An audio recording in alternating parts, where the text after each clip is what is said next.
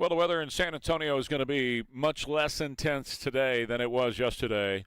We don't have anything on the horizon that appears that it's going to be a big problem like we had the tornado.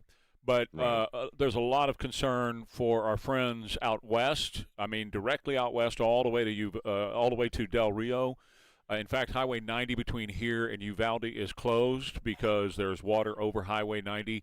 And then the same thing is true I-10 trying to get into Kerrville, and there's a lot of concern about Kerrville and all the Texas Hill Country, just like there was last July 4th. So there's a lot of concern about what's happening up there right now, and I have been following all night. Let me just lay some headlines out here real quick. Absolutely. I-10 into Kerrville is closed. I'm just going to, guys, there's no reason to go west and or to go up into the Texas Hill Country right now. Please just really, seriously, there's nothing that has to be done unless you're an emergency responder.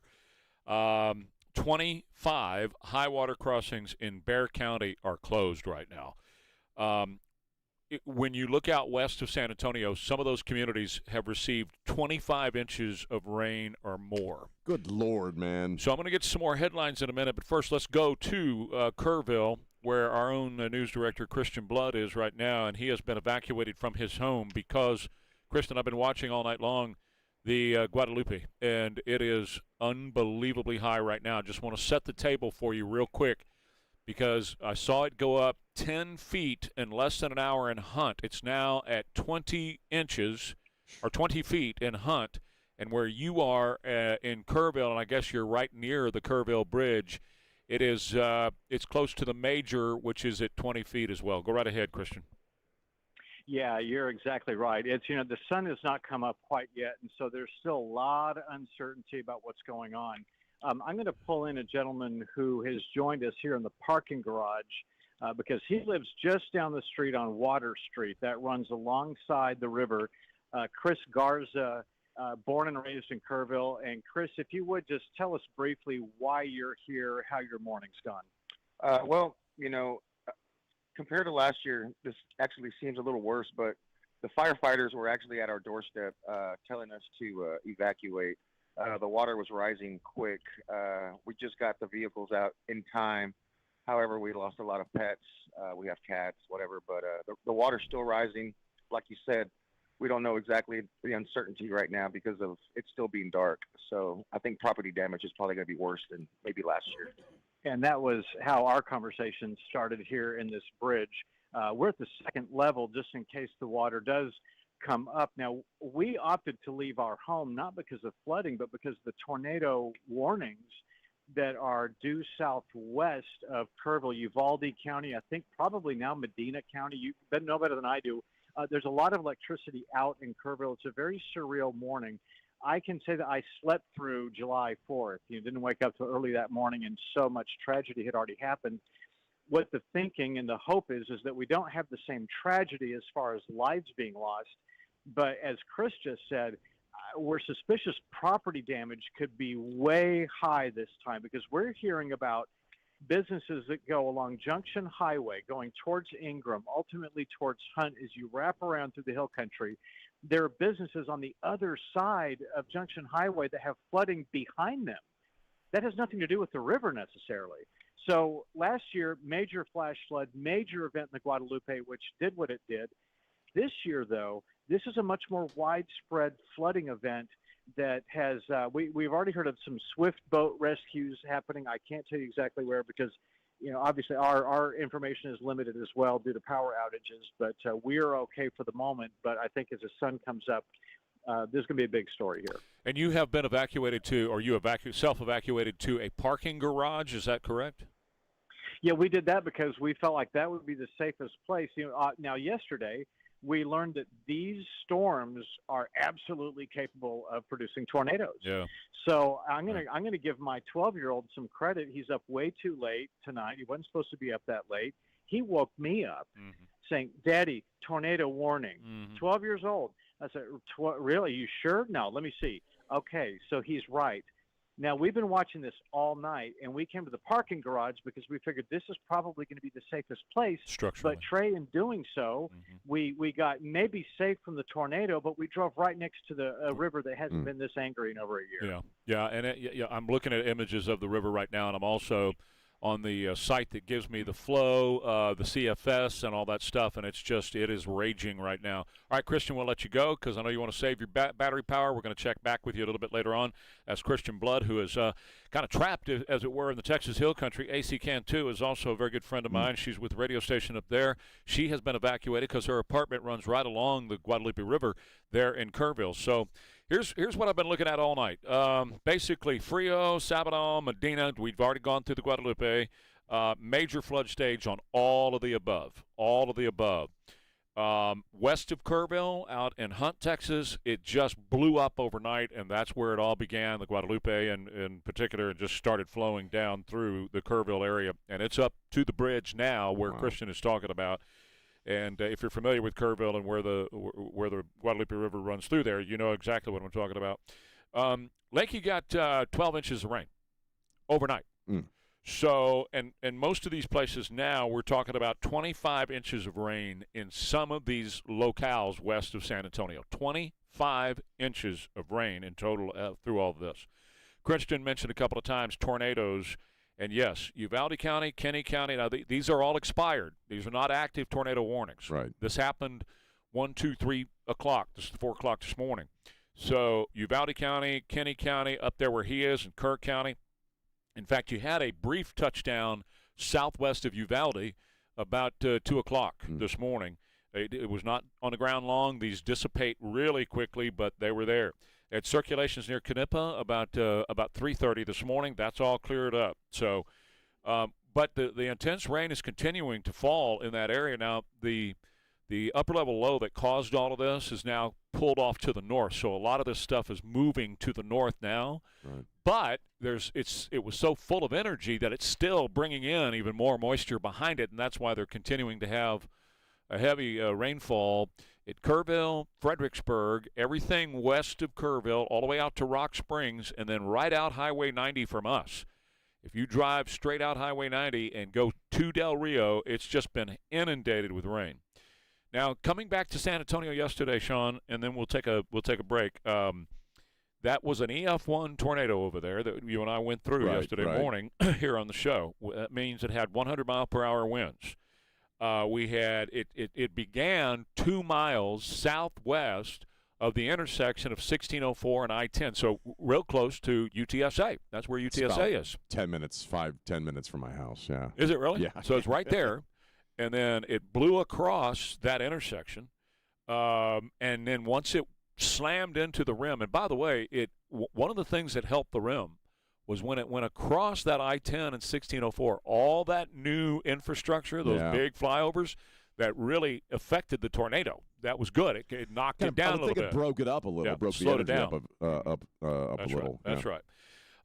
So once it went in there and got north of the rim, it started to come apart, and then it just totally dissipated. And then, as we talked to Bill Taylor, had him on for an hour, and I started to see all that stuff east and southeast, and I said, Bill, you need to look over here, and he did. Well, turns out that Kaicaster over there had, they were under numerous tornado warnings until the early evening hours last night. Just continued. It just stayed there with them.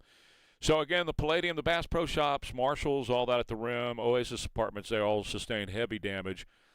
The one area that we're really concerned about now is Cibolo Creek, which is out near the Schertz area. They have already evacuated. They had a mandatory evacuation at one mobile home park there, and that Cibolo Creek runs through there. We talked a lot about it yesterday, right there next to Gilman Honda and all that. It can really rise in a hurry, and so that's going to be the one that people are going to be. If you live in that area, Selma and all that kind of stuff, you're going to have to be watching that very, very carefully. I just looked that up a couple of minutes ago, and it's kind of a moderate level. In fact, it's higher down in Sutherland Springs, which is south of there. You'll see these things do that, where they'll be high in one area and not in the other. But in Selma, Cibolo Creek in Selma, kind of went up to almost 57, but now we're at like 17 feet. So it's still below the bridge on I-35, so that's all passable. But that's going to be the big deal. Number one is taking care of our neighbors to the northwest, like Christian up in Kerrville and all that, and out to the west in Uvalde and all the way to Del Rio. That's the big area of concern For us, it's going to be when all that water comes rushing down. Well, gravity takes hold, man, Yes, it and does. we're downriver in that sense, and it's got to go someplace. It's heading straight for the Yeah, coast. So my plan is, Elaine and I were just talking on Saturday morning. I'm going to get up and head up to River Road area and all that. Follow the Guadalupe on up, and get us some pictures and videos, and we'll see how it's doing as it's cresting and coming down. Meanwhile, we'll take a quick break. Let me tell you about my friends over at Evolve Medical Group. Evolve Medical Group can help you feel better and look better as you want to live a more active life. As we all get older, we get those aches and pains, and our youth starts to catch up with us. Well, it doesn't have to be that way, because Evolve Medical Group can help, and I know I'm speaking from experience. Been there and done that. EvolveMedGroup.com. With PRP and stem cells and hormone replacement and weight loss with or without GLP-1 meds, man, I'll tell you that they can do amazing things to help people feel better. And when you feel better, when you're not in as much pain, your movement's a whole lot better, and you get more done. And now they accept insurance for IV therapy for all kinds of things, all kinds of issues that IV therapy is good for, like chronic fatigue. It's all happening with our friends at Evolve Medical Group. Log on today and mention Trey Ware when you do at EvolveMedGroup.com. Heavy thunderstorms possible today and tonight with a high of 87 in San Antonio. 77 now, KTSA.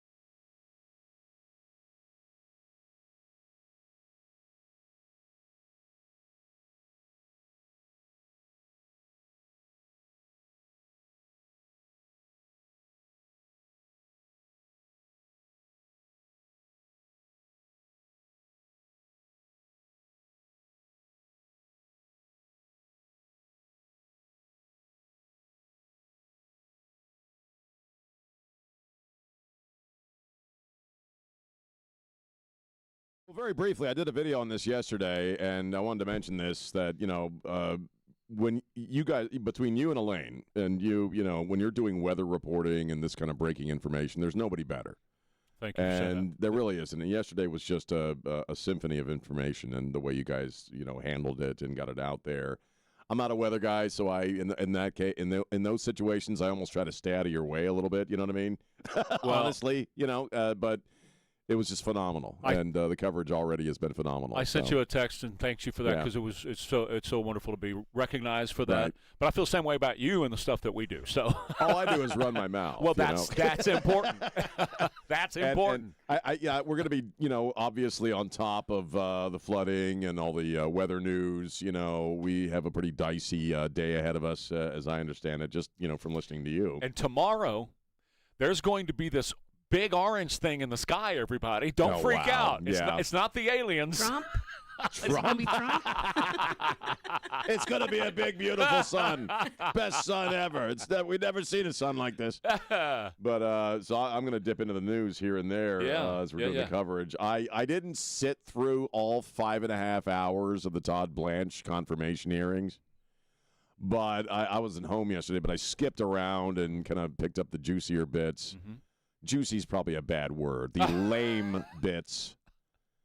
Whether it's Schiff or it's Klobuchar or, all manner of these folks who they're not asking questions. They're not there to genuinely ask him any questions. It's like they're not there to genuinely ask any Republican nominee questions about anything. No. It's about their little stupid audio visuals, Schiff with his ring girl behind him, holding up the placards and all that stuff and Todd's quotes.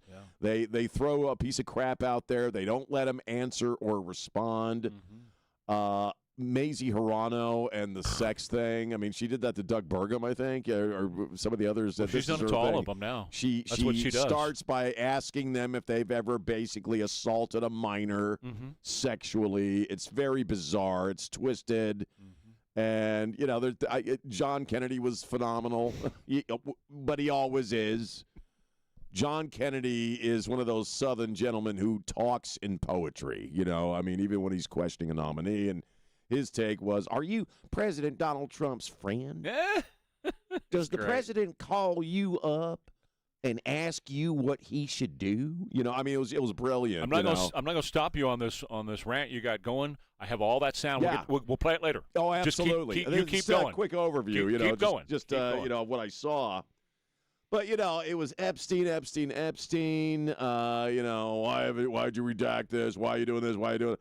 It was trying to conflate his time as Trump's personal lawyer during the tax evasion case in New York, and the documents and all, which all this stuff we know was bullcrap. Can I tell you what I wrote down as a note to myself yesterday while I was watching this? I said the Democrats will never vote for a Trump nominee, even if it were Barack Obama. Maybe Trump got a wild hair and he said, I want Barack Obama to be my AG. The Democrats would find a way to vote against him because it's not about Todd Blanche. No, they go to Adam Schiff on Obama like, when did you stop being Barack Obama? Right. The Todd Blanche, when did you stop being Todd Blanche? Right? It wasn't about Blanche. No, it wasn't about Blanche at all. It was all about Trump. And, and they had the victims of Epstein that were there, and will you meet with them inside of 30 days? And he's like, I thought we were already, there's ongoing investigations. I can't talk. I'll talk to their lawyers. And so these, I don't know how it's going to pan out, but these things are pointless to watch. 100%. They are whether it's an appointment hearing, it's an oversight committee, whatever the point of the committee is, Democrats routinely render these things meaningless and embarrassing. That's right. Because you want to talk about being embarrassed as an American. It's moments like that when I'm genuinely embarrassed to be an American because they're acting like freaking children. Hirano, have you ever had sex with a, come on, man. So let me tell you what's going to happen to these people. They themselves are in a fight for their own political party. And the whole story yesterday was about the commies within their own party getting rid of the Senate. The Democrats in the Senate yesterday gave them a whole bunch of ammo. Those Yes, commies they can did. now go to the American people and go, see? See how stupid this is? Look at these a-holes. Right. They're not doing anything. Exactly. We don't need them. Let's get rid of this because this is all they ever do. They gave them their ammo. They did. They even cocked the gun for them. But see, that's they did. Let's break. Yeah, we'll break, All right. and then we'll come back around All to right, this and later. we're on top of the weather situation. It's still raining in San Antonio. It's not. We still have a flood watch in San Antonio, but we're not in a critical situation like we were yesterday. Obviously, this is now out to our west and up in the Texas Hill Country, but all that rain is getting in those rivers, particularly the Guadalupe, and it's heading our direction. We'll be watching it the next several days. Ware and Rima, KTSA. Update your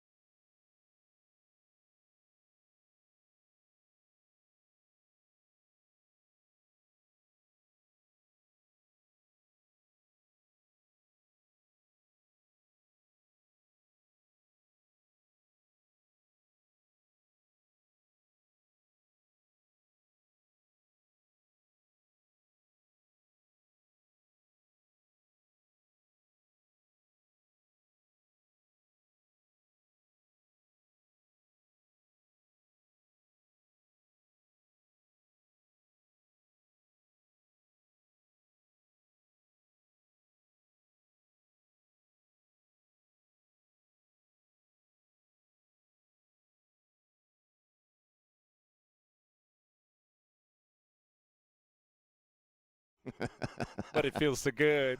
Sometimes it requires a trip to the free clinic. Here we go.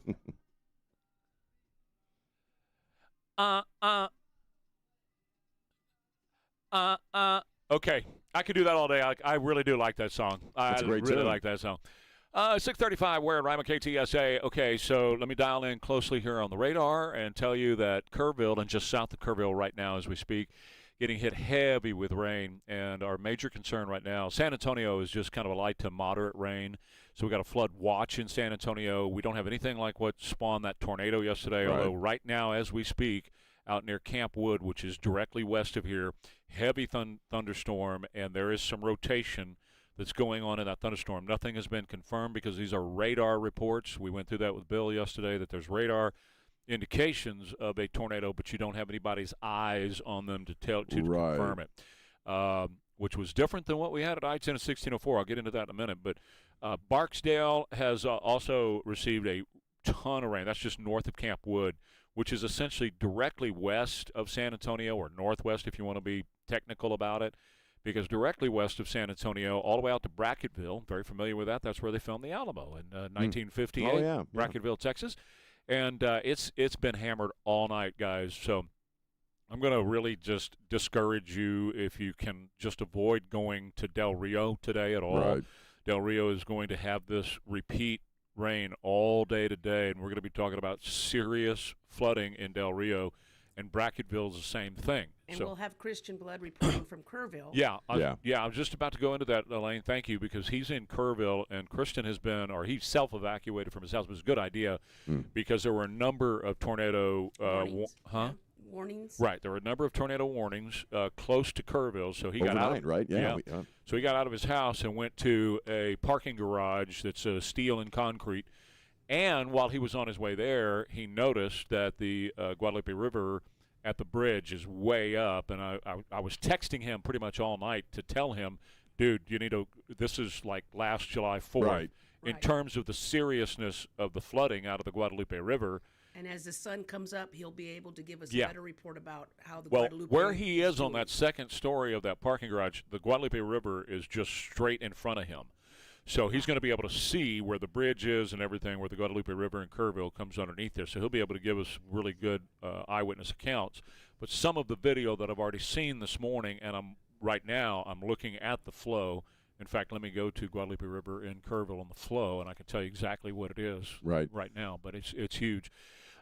It's close to the major is 20 feet. Right now it's at 17 feet. So, and it went up about 2 o'clock this morning. I can't remember when I posted it, but it's about 2 that it went up 10 feet in less than an hour. It just surged. There was a wall of water that came flying down. In fact, when that wall of water came down, it was at over 22 feet. So major floods at 20 feet.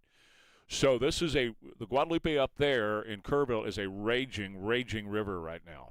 And we all know the potential danger of the Guadalupe Right. River. It's a repeat of last year. Right.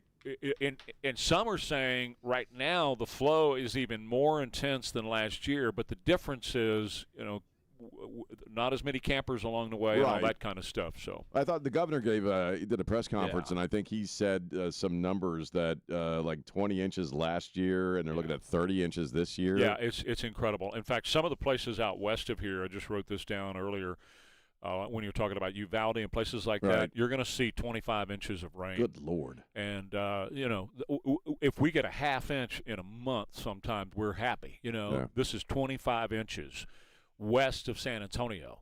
Now, that's going to affect rivers like the Nueces, okay, and everything south of the Nueces. That's going to affect the Frio. A lot of people go to the Frio at Concan, and Concan, again, if you guys don't absolutely have to go west of San Antonio, just don't go. Right, That's just a smart thing right now, and let them deal with all this because the flooding in those places out west is just off the charts. And also in Uvalde, the Leona River. The Leona River. They evacuated people from Uvalde, too. Well, you got the Sabinal, you have the Medina, you have all those rivers that run through there. Nueces has already been up for several hours. And all that stuff, as it flows down, has got to go somewhere. And we're in the path of the Guadalupe, obviously, and not only are we in the path of Guadalupe, but stuff like I've been talking a lot about Cibolo Creek because I have a lot of concern about what happens with it. We've seen it really rise in a hurry. That's why Schertz issued a mandatory evacuation for one particular trailer park yesterday. I'm not going to go into all those different areas and the mapping. Yeah, but trailers don't do well in this kind of weather, man. They really don't. Aviation Heights. Aviation Heights is where there was a mandatory, just came to my mind. Aviation Heights, where there was a mandatory evacuation in Schertz yesterday. That's a mobile home park on that particular street. I checked at Maskey and 1518, and it seemed to be okay. I checked at Gilman Honda right there at the bridge. It seemed to be okay. But again, that wall of water is coming south, and so all this is going to change over the next few days. We have to be really aware of that, pay close attention. Well, I was going to ask, as far as when it starts coming down towards us, what time frame are we looking at when we have to? This weekend. This weekend starts expecting that stuff. Yeah. This weekend. And, of course, like the Guadalupe, it's going to end up in Canyon Lake first. So that's going to help. Yeah. That's going to help us a lot. The river this year, where I go, which is River Road and all that up through there, it's been in really great shape. I mean, this has been one of the best years I've ever seen for water flows. If you guys haven't gone to River Road and had a good time yet, you need to. We've had some nice rain in the last few months. We really have. It's been amazing. The whole year has been amazing. In fact, we talked about this yesterday, Sean, that maybe the day before, because yesterday was a blur. So yesterday was, the day before, it was a whirlwind. you and I were talking about how things were, because my wife and I were mentioning this. We sit out front every day on our porch swing, and we just kind of look, we just kind of talk, catch up with each other. And we noticed how a lot of the grass in the neighborhood was starting to brown off. It was starting to turn brown. And we said, well, but it's late in the season for that. Usually that happens in June that it starts to brown off a little bit. Well, now, man, it is already, I noticed it yesterday afternoon, it is bright and green again, and it's going to have to be cut about 4 times this Saturday in one day. I got some chores for Ralph on Saturday. My wife's sunflowers are like as tall as small buildings at this point, just in the past few days. Yeah. If you own a mowing business, you're going to do well this weekend. You're going to make your year this weekend. I'll rent Ralph out. Just give me a call. Rent him out. I may need him. My backyard looks like Jurassic Park. So yeah. I mean, you're going to have to cut your yard about 4 or 5 times in one day this coming Saturday. I'm not going to have to. No. But what's going to happen tomorrow, guys? He's not going to do it. He's the talent. I'm the talent. Talent don't mow. I joked about this, earlier, but this giant orange orb is going to be in the sky. And when it comes into the sky tomorrow, because you haven't seen it all week. No, you haven't. It's been murky. It's so tomorrow and Saturday and Sunday, man, it's gonna get hot. And you talk about your wife's sunflowers, everything. Well, I would imagine it'll get hot, but with all that moisture, it's going to be humid as hell, I would think. All that moisture's in the ground is going to come up and hit you in the face. Yeah. And so you're going to sweat.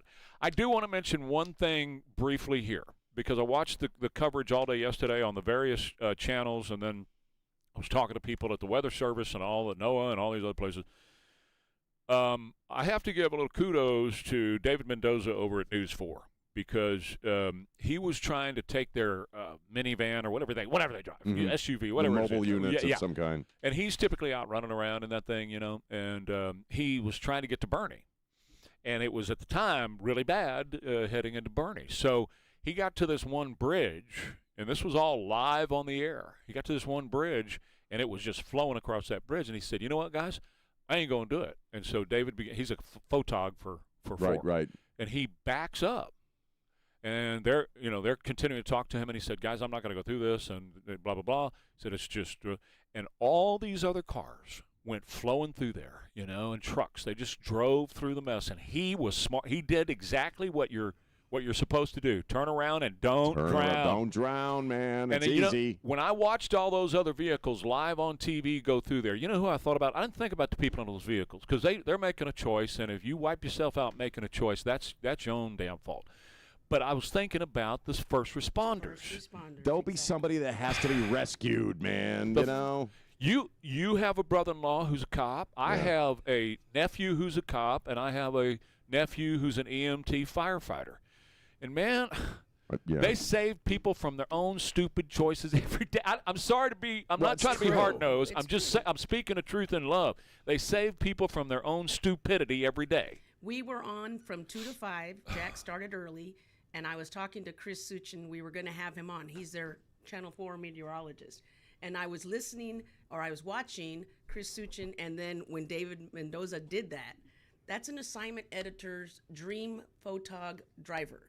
You always report the news. You don't make it. Don't become the news, Don't right. become That's it. what I would tell the reporters. Don't I would become tell it. the photogs. Yeah. Report the news. Don't be the news. Right. Well, and don't be, as we just said a minute ago, don't be somebody who puts somebody else's life in danger. These guys that are first responders, they're there to take care of us, but they're not there to rescue you from your stupidity. Right.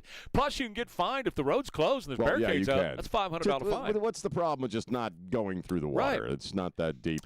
This does remind me of a good old memory, though. When I first heard those words from Elaine, report the news, don't become the news. Mm-hmm. When I first moved here and I was newly divorced. And I was... Trey, having some fun. And Elaine said, report the news, don't become the news. I said, I'll try. That's an old Ann Schiller saying. That's actually an old Ann Schiller saying. I heard it at Ken's 5 when I was an assignment editor. Said a lot, but also during the BLM. Oh, riots, yeah. Oh, yeah. when we would send Liz out there. Oh, yeah. And we were like, oh my God, Liz is out there. Yes. Yes. Don't become the news, man. So anyway, that's enough on all that. We'll take a quick break. We'll come back. We got another news to talk about. Ware and Rima, KTSA. All right, heavy thunderstorms possible today and tonight with a flood watch, but sunny tomorrow. Aha. High of 87 today, 77 now, KTSA.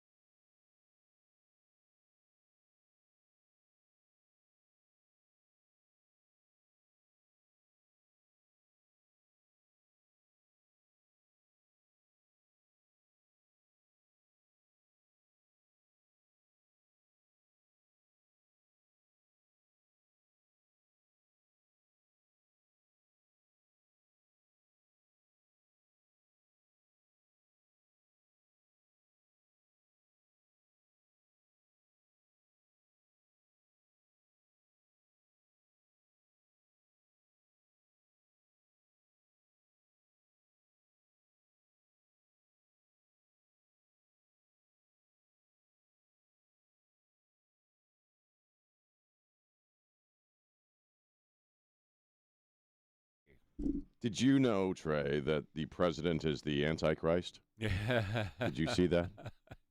The president is the Antichrist. This is very bizarre. This is a bizarre story. This is definitely on my weird list of the weird stories of the week. I have it if you want me to play it. I do. Let me just set it up real quick. This is a guy running for Congress out of Florida.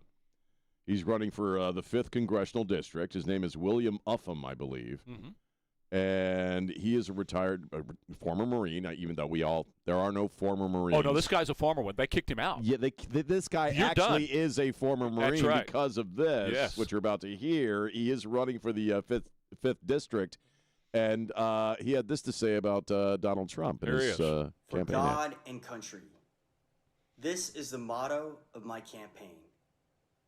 I decided to run for office to fix our broken political system, to restore bipartisanship, return power to the working class, and to end our system of Washington insiders, extremism, and excuses from our current members of Congress. Here we go. I've reached a turning point in my campaign. Why? I've come to the realization that our country is broken. We are led by a president who's the enemy of God, and President Trump will never bring us together like God intended. Democrats are wrong because they're wrong on the common sense issues. Okay, and then he gets into the part that really sets you off a little bit later on. Well, he starts talking about Donald Trump being the Antichrist, and you are beholden to, I guess, in his mind, destroy evil, and so you got to kill the Antichrist. Send him to hell. Send him to hell. Gotta kill Donald Trump and send him to hell. He's getting a visit from the Secret Service after the Marines kicked his ass out. Mm-hmm. I've heard this before, and he's a Republican, I think. Is he a Republican? I mean, I don't believe he actually is. Yeah. I'm saying, does he have an actual R? Because he sounds like a Democrat. He sounds like he's somebody running as a pretending to Republican. be. Yeah, he's running as, but he sounds like somebody who actually really isn't that. No. And it's, to me, my initial response was, well, you're kind of like Tallarico. You're trying to present yourself as this holy roller, and you got to take down Trump because he's the Antichrist, and he ain't really any of that. I mean, unless he's just nuts. But some people have. I think I brought it up too that some people have tried to attach the Antichrist label to Trump predominantly because of Butler and the head injury, and that's not how it worked. But and also the argument that the Antichrist or the beast in all his manifestations will be not somebody who walks around cackling and looking evil. It'll be somebody who is very charming and very persuasive. Everybody falls in love with him. Everybody falls in love with him.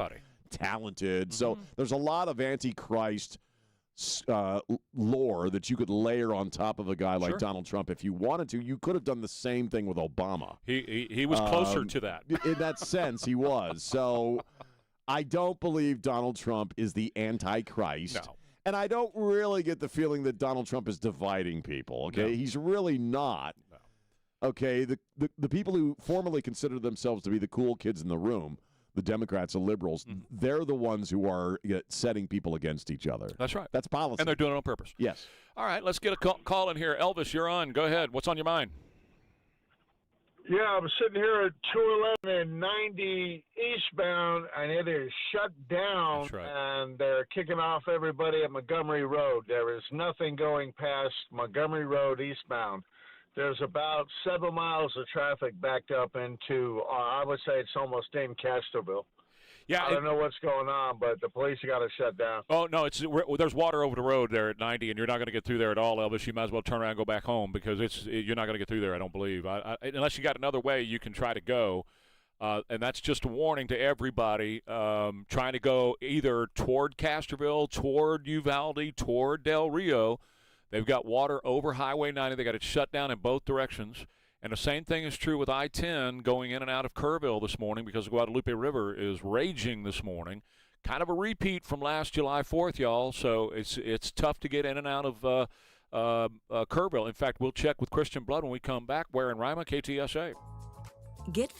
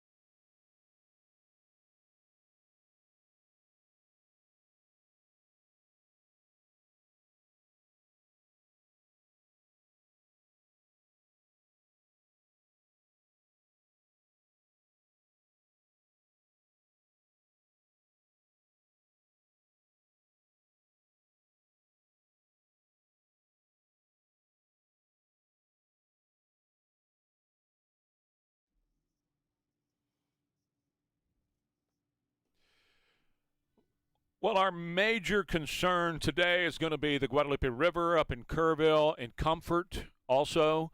Like in Comfort right now, it's up to the bridge, okay? And it has not crested the bridge and moved over it, but it's up to the bridge now. The CFMs that we're seeing, or CFSs that we're seeing now, a lot of them are even worse than last year on July 4th, where there was a tremendous loss of life at the camps. That's kind of what we're dealing with right now. In some areas where you see the Guadalupe that is cresting like at Kerrville right now, you're talking some high rates that it's just running crazy.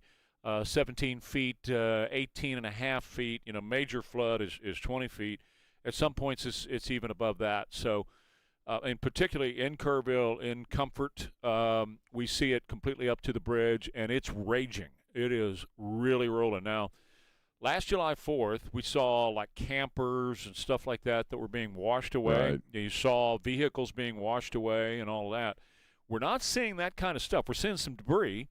But we're not even seeing the amount of debris that we saw last year. So my hope is obviously that everybody got out and they knew, let's not repeat last year. Let's hit the road. And I'm hoping that's kind of what everybody did up in the Texas Hill Country. Because Sean, that's the area of concern today. San Antonio, we've got light to moderate rain, like northwest side. There's moderate to heavy. There's a couple of pockets of some heavy stuff on the northwest side out at 1604 and 16, which is Bandera Highway. My neighborhood, yeah. Uh-huh. Well, I wasn't going to say that. You could say that. No, that's fine. I'm not going to let people where you know where you live. I still want my street address out on New Year. No, you don't. They all know. Northwest Side Pride. All right. Just making sure. Yes.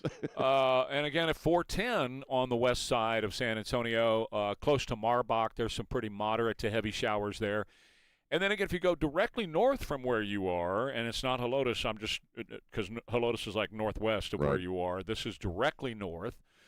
Then, and that's it's closer to 281 actually. At Timberwood Park and all that, you see a pretty heavy downpour in that area too. Almost kind of where we were yesterday with the tornado.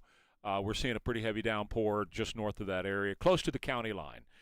But the rest of San Antonio has light to moderate kind of stuff. And it's not really, and we don't see anything that's tripping off like what we had yesterday at 1604 and I-10. I'll get into that in a minute.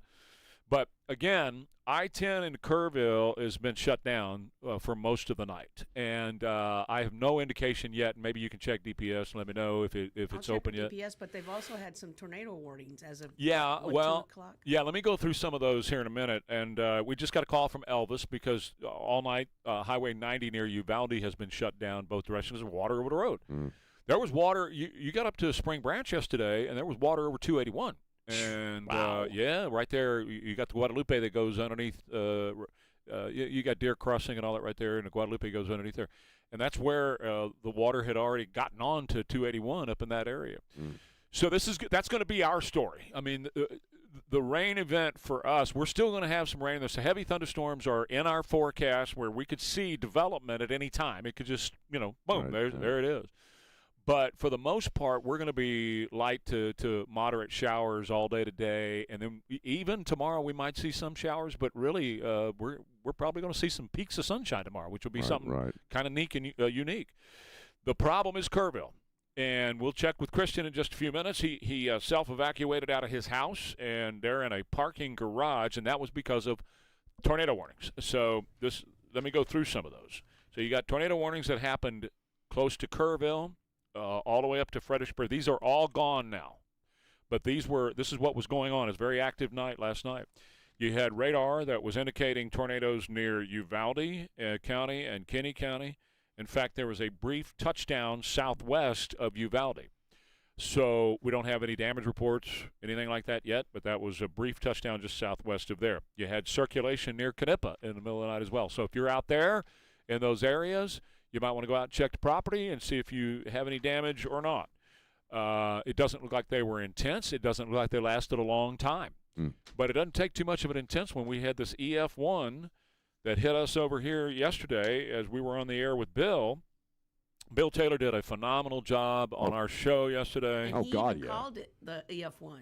And He did. That's right. Yeah, he did. And he was on with us for a solid hour. We didn't take any breaks. We didn't do anything different. We just talked for a solid hour about what was going on, even to the point where while we were talking, I'm watching radar and all this other stuff, and I said, look over here east of town. And Bill went, yep, here we go. And the east side of San Antonio sparked up. And the folks out in Chichester, they were under a tornado warning most of the day yesterday. It just stayed right on top of them. Calaveras Lake, you have fished Calaveras Lake. Yes, I have. It was just tornado warning, just stayed right there all day. So that tornado was an EF1, and it formed right by UTSA, right there. It formed in the sky. It came across I-10 and 1604 right at the interchange, which actually helped because it kind of knocked down the intensity a little bit because it had to go through all the new structures in the air. And once it did that, it kind of cut it a little bit. That's a good thing. Yeah, It's a really good thing. Absolutely, yeah. And then it made it to the rim, and that's when it hit the Palladium. That's when it hit all the trees and knocked all the trees down we were talking about. That's when it hit the Oasis, took the roof off of a lot of the apartments at the Oasis where a lot of UTSA students live. And it hit Marshall's and hit Bass Pro Shop. So you had stuff like that was going on.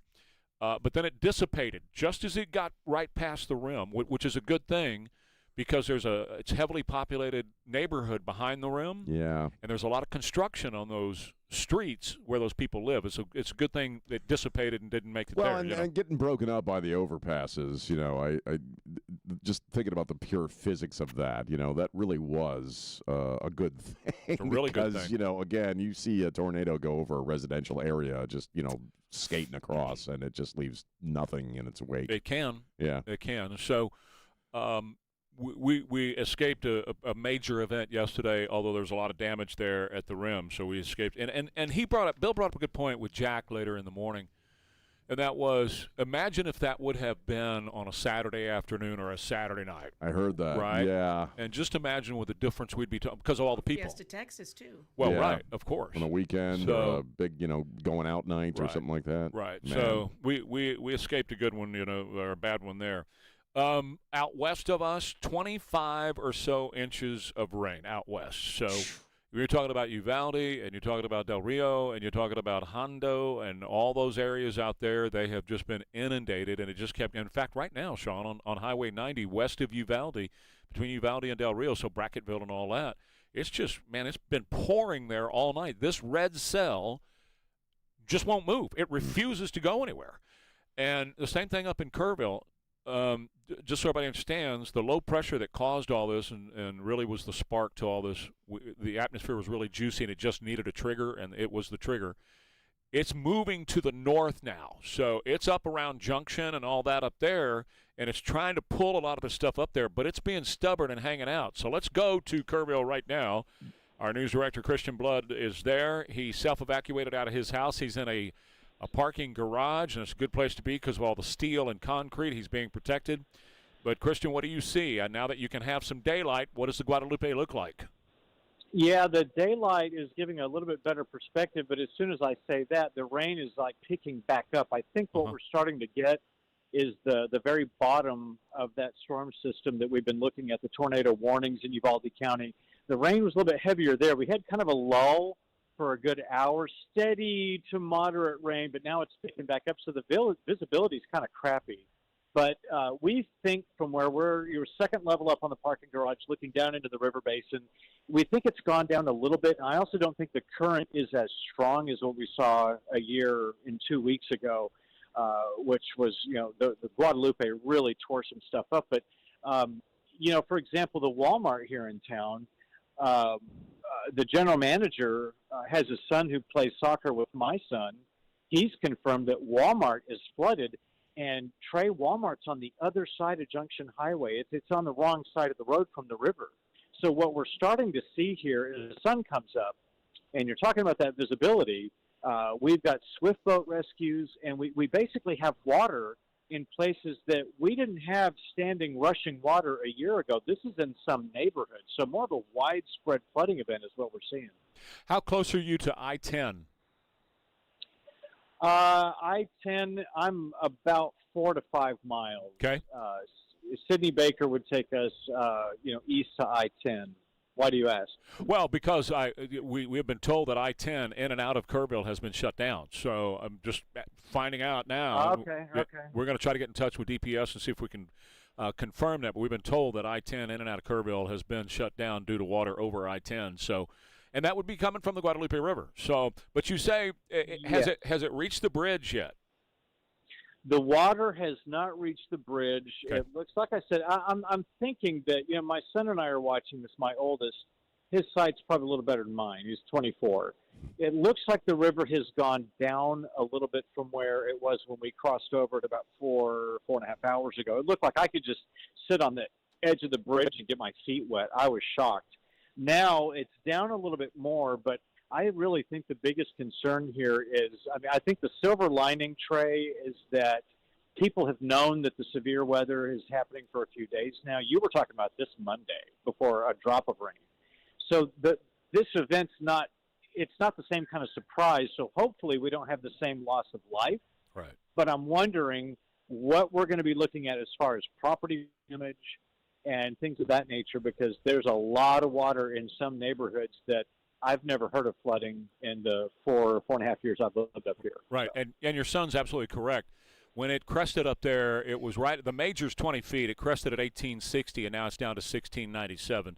But the flow is still really, really strong. So, and what that means is, and Kristen, I'll let you go because I know you're trying to preserve battery, and we'll get back to him next hour. But what that means is all that water is headed this way. Right. So it's got to get to Canyon Lake. It's got to go down River Road, all that kind of stuff. But it's it's heading south. That's where it goes. So as far as us, though, that's probably going to be coming our way this weekend. This weekend and first part of next week and all that. It takes time to work its way down. And you can't sit here and say it's going to be a major flood event when it gets here because it probably won't. That and you have to factor in that the last year there was a lot of debris, there was a lot of mess around there, but I'm pretty sure that route has been cleaned up quite a bit. Don't you think? and what I was talking about a minute ago, Elaine, you didn't hear me because you were working on something, but because of the warnings, everybody pretty much latched onto their trailers and got out of there. Remember, there were nothing like that last year. It was total surprise. They knew about this for several days, and they were able to get out of there.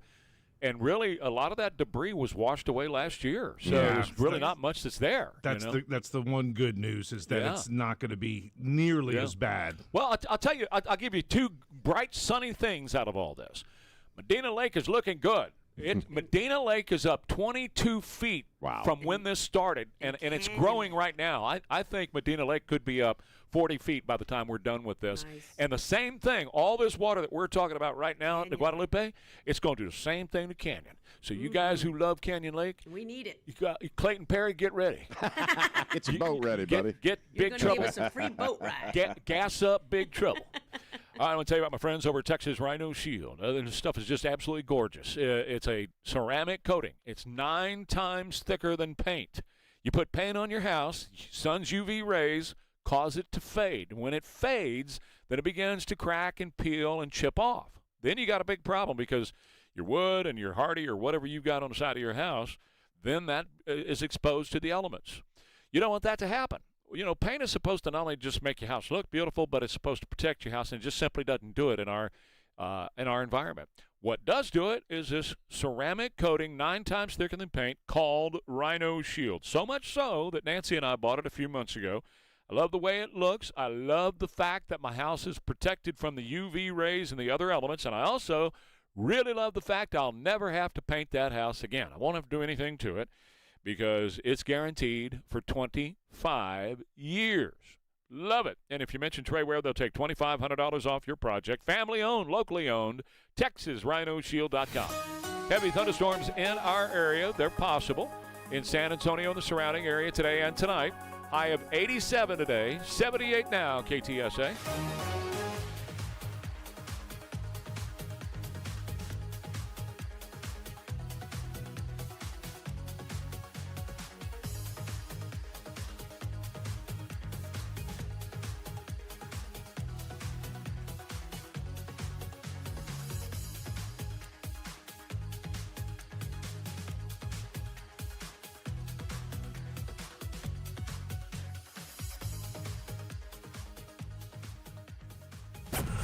Local roots, national focus, global perspective. Stay connected. News Talk 550 KTSA.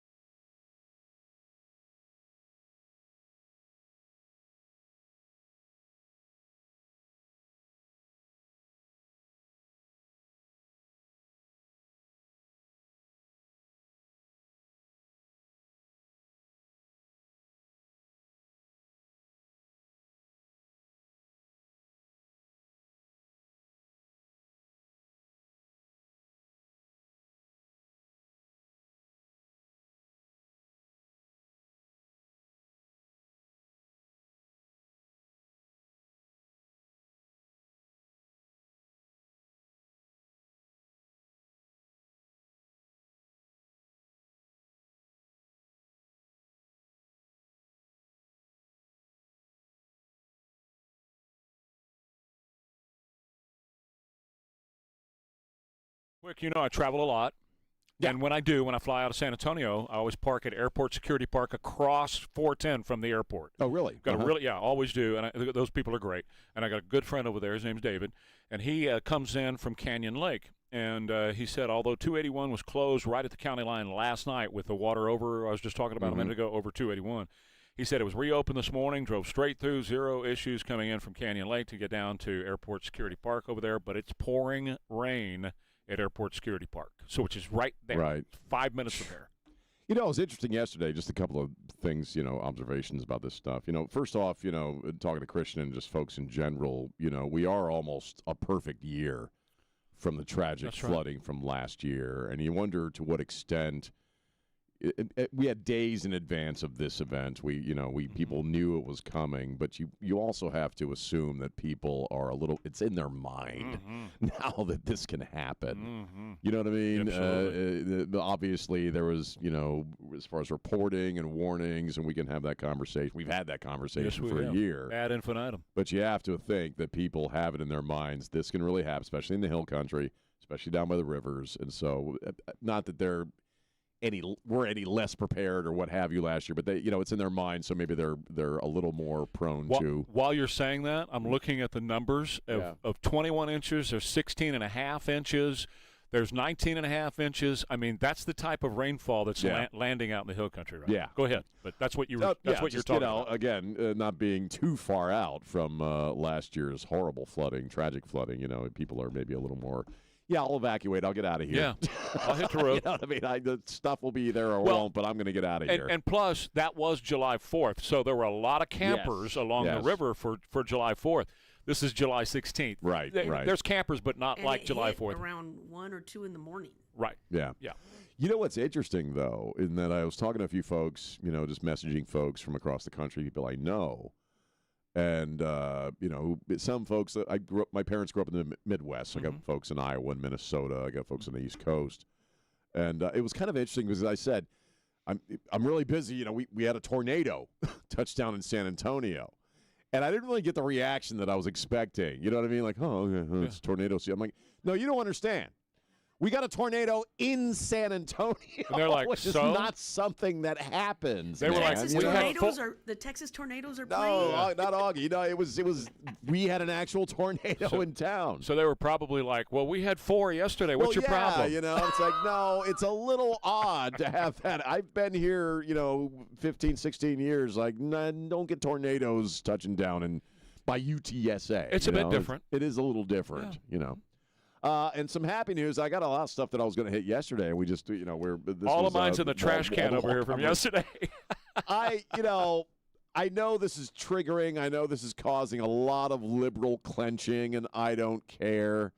But I really love that they're putting Trump's signature on the $100 bill. Sure. Scott Bessent was announcing this the other day. Donald Trump is going to have a dollar coin. Uh-huh. Yeah. And I want to get me some of those. Sure. I definitely want to get me some of those. And, for the folks who think this is awful or, he's a dictator and he's ordering his face on the money and all that stuff, or they didn't get Congress, I don't know. Okay? You cannot talk to me or describe to me another American president who, in a sense, has had the experiences and has accomplished what Donald Trump has accomplished. Whether it's something just merely getting reelected after being, I believe, cheated out of that second term. Shot. What he is doing as far as geopolitics and the chessboard of the world and our relationship with the East, the Western, Western civilization, not losing its identities, re-embracing Western civilization, and he's making it stronger economically and security-wise. Mm-hmm. I can't think of a president in recent memory, in my lifetime, who has had as much impact as Donald Trump. And when he first came along, I thought it was a joke. Well, of course. First of all, for all you guys who have TDS, it's just killing you. It's not hurting him. It's not hurting Trump. He's loving it. Yeah, it's killing you. It's poisoning your system with cortisol, which is just going to give you cancer. So you're going to die from something. So I'd back off the TDS if I were you, and just enjoy it. Get yourself one of those coins too. He showed it. Bessent showed it to Jesse the end of last week, and it was great because he pulled pulled one of the sheets of the $100 bills up, and he was holding it, and Jesse started to grab it, and the Treasury Secretary said, "Don't do that. You're going to smudge it." You're going to smudge it. Don't smudge it. He's giving a speech today, though. Let's take a break. We'll talk about that. Sure. Yeah. Meanwhile, BG in your vehicle. Now that we're getting close to being on the other side of the rain, although we're not done with it yet, guys. We're not done. It's still raining. It's still pouring. As David said, it's pouring over by El Ralapoto. We're still having some problems. But as soon as this is out of here tomorrow and this weekend, between the times that you're going to have to cut the grass 4 or 5 times this weekend, go have the oil change. It's a good idea. After we have a big rain event like this, particularly if you've driven through high water, and who hasn't, get the oil changed and make sure you got fresh oil in there. And when you do, ask for the BG service. The BG in the crankcase will do a fantastic job of really lubricating the inside of the engine like oil simply cannot do. And then the same is true with their fuel system cleaner, and I highly recommend the fuel system cleaner. If you got water on the top side of the engine, then you may have some injector issues. Let's get all that cleaned out with the BG 44K, which clean out the entire fuel system. They install this stuff wherever you have your oil changed, so the next time you stop in there, ask for the service. BGFindaShop.com.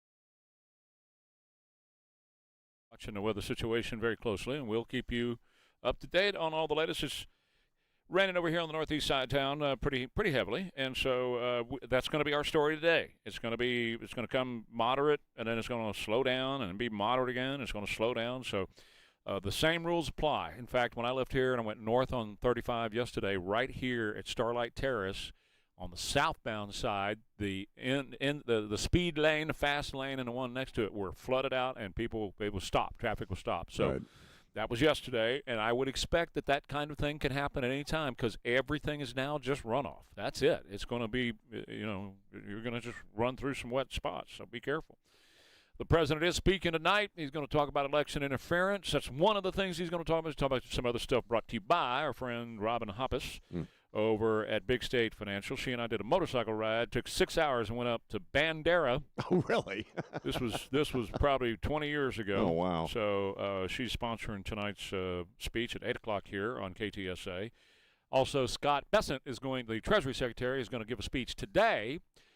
And he's going to speak, Scott Bessent, he's very erudite. He's going to speak on. I mean, he's the perfect guy for this job. I'm not poking fun at him. I love that about him. He's a perfect Treasury Secretary. And he is gay, and that's really going to upset the liberals, man. But remember, they avoid that like the plague. Remember what he said? That was coincidence, not causation. Yeah, exactly. Yes, it was. Trump didn't ask him. No, very well mannered. Very well mannered. He's a great man, and Trump never asked him. Not one. Trump didn't find out till after he was in that position that he was gay. He didn't. He didn't know. Look, if you look at the cabinet and the people surrounding Donald Trump in general, it's beautiful. It is actually quite a diverse bunch of people. It really is. So anyway, he's going to talk about stopping terrorism, the funding of terrorism. So these groups around the world, they use like NGOs, and they'll use nonprofits and all that stuff, and it's nothing more than a cover for money to go to. That's the 90 at 211 that Elvis called about earlier. It's just stopped. This is 90 at 211 west of San Antonio. Again, let me just repeat that for everybody. If you can stay off of Highway 90, please. The water is across Highway 90, and it is shut down at 211 west of San Antonio. I would not go west of San Antonio today. It looks like they're going to be there for a while. They're going to be there forever. While, man. They're not moving at all. We're talking hours after hours, guys. That's going to be just stopped for hours. Anyway, so he's going to shut all that down. He's going to give a speech, and then the president will give a speech at 8 o'clock tonight. Thank you, Robin Hoppus from Big State Financial, for bringing that to us. I mentioned this to you earlier, and I told you not to listen to it because I just want your raw take. Right. But the vice president went on Rogan yesterday, and I told you it took me several hours because the F-bombs were flying and this bomb was flying, everything else. But I found a little bit. Well, and you're the Rogan guy. I don't watch a lot of Rogan, but how long did they go on altogether? Because it's usually pretty lengthy. Oh, yeah, this thing was a couple hours. It's just a conversation. That's what I kind of like about that sort of thing. Well, let me give you an example. Rogan asked him because, Tucker and all these people are out there saying, well, Trump was pressured by Bibi and Israel to start this war, to get us into this war, and here's how the vice president answered that. I've even heard people say he was blackmailed into this by the Israelis. That's not true, dude. It's just not true. I've seen the decision making up close again. Whether you agree or disagree with our negotiation, or whether you agree or disagree with the decision to launch the campaign Epic Fury to begin with, the idea that Donald Trump is being blackmailed is crazy to me. So that was he's not being blackmailed to start this war or to continue this war. He did bring up something earlier, two things. He said, number one, there are factions within the Israeli government that want this war to continue. They want it to continue on. And he says we deal with that all the time. And he also said, we screwed up the comms on releasing the Epstein stuff. We just flat screwed it up, or Pam Bondi did. He said, I really like Pam, but this stuff about, handing those files out to the influencers and all that caused a big show. And I've got 28,000 files on my desk, and I got 10,000 videos and all that kind of stuff. It just wasn't true. And so that caused a lot of trouble for us. Well, yeah, you look at what happened yesterday with Todd Blanche's confirmation hearing. A lot of it was Epstein stuff. You really just kind of added fuel to the fire with these folks as far as going after you from that end. And of the idea that Trump could be pressured or blackmailed into anything, I don't buy that at all. He said, who in their right mind thinks that they can blackmail Donald Trump? Donald Trump seems like the kind of personality type that if you tried to blackmail him, he'd do exactly what it is you don't want him to do. Listen to JD. Because, again, I see the way that he makes decisions.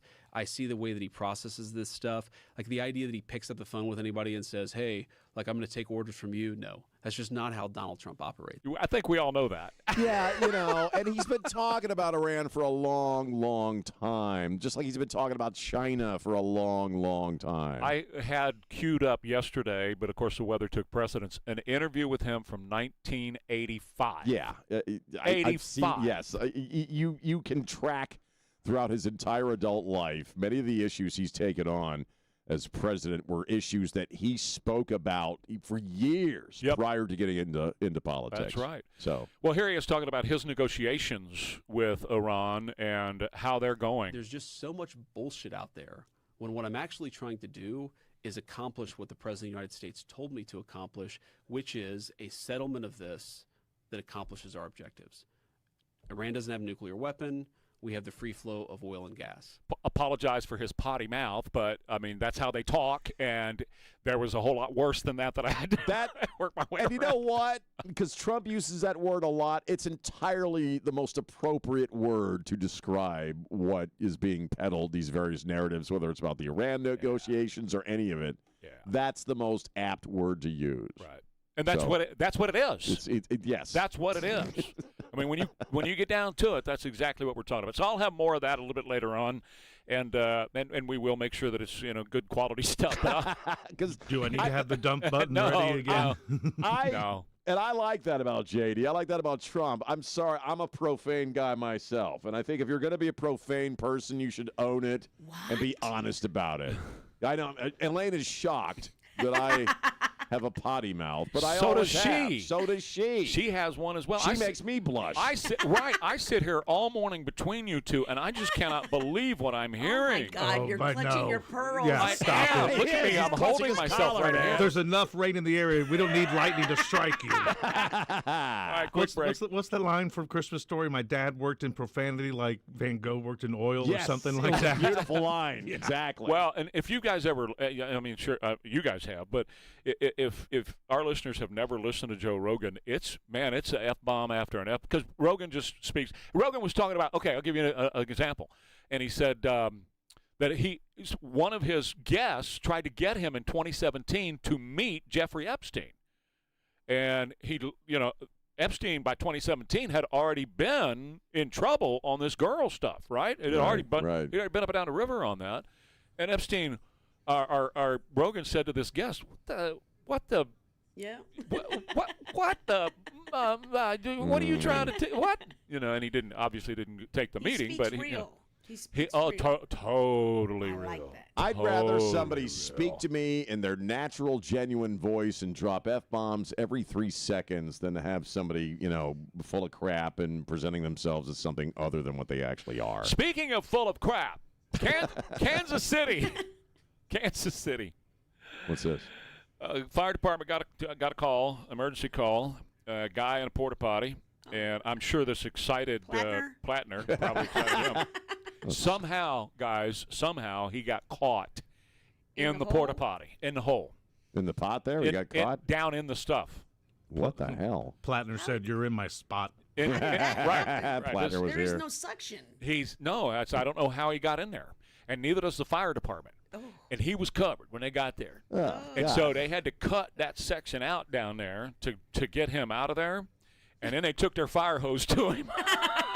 Well, yeah, and some bleach. I mean, how do you get stuck? How do you do that? You have to work at that. Yeah, you do. You're doing something you shouldn't be doing. You're doing something intentional, okay, to get stuck in a porta potty. Now, I'm writing. I wrote this down. I'm going to hold it up for you. I can't see it. I'll have Sean just spell it out. What is that? SQZ. Is that an infinity sign? Those are just kind of like two circles. Two circles. They're oranges. A55. So what does that look like it says? Show it to the camera. Show it to the camera. Wait, I didn't see it. I can't tell. It says squeeze. Squeeze ass? Let me see. Okay. Yeah. All right. So it's a Florida license plate. A 77-year-old woman. Yes. SQZ for squeeze. And A55. Excellent. Which, that's what does it look like? Looks like, Yes. your tail feathers. So here she is. I don't think a woman that lives in a senior community that's going to be 77 years old next month will be driving around with what this plate has to say. and it's Elaine, come look at it because it's so crazy. Because in Florida, between the squeeze and the A55, it's the Sunshine State, the Orange State. So they got two orange.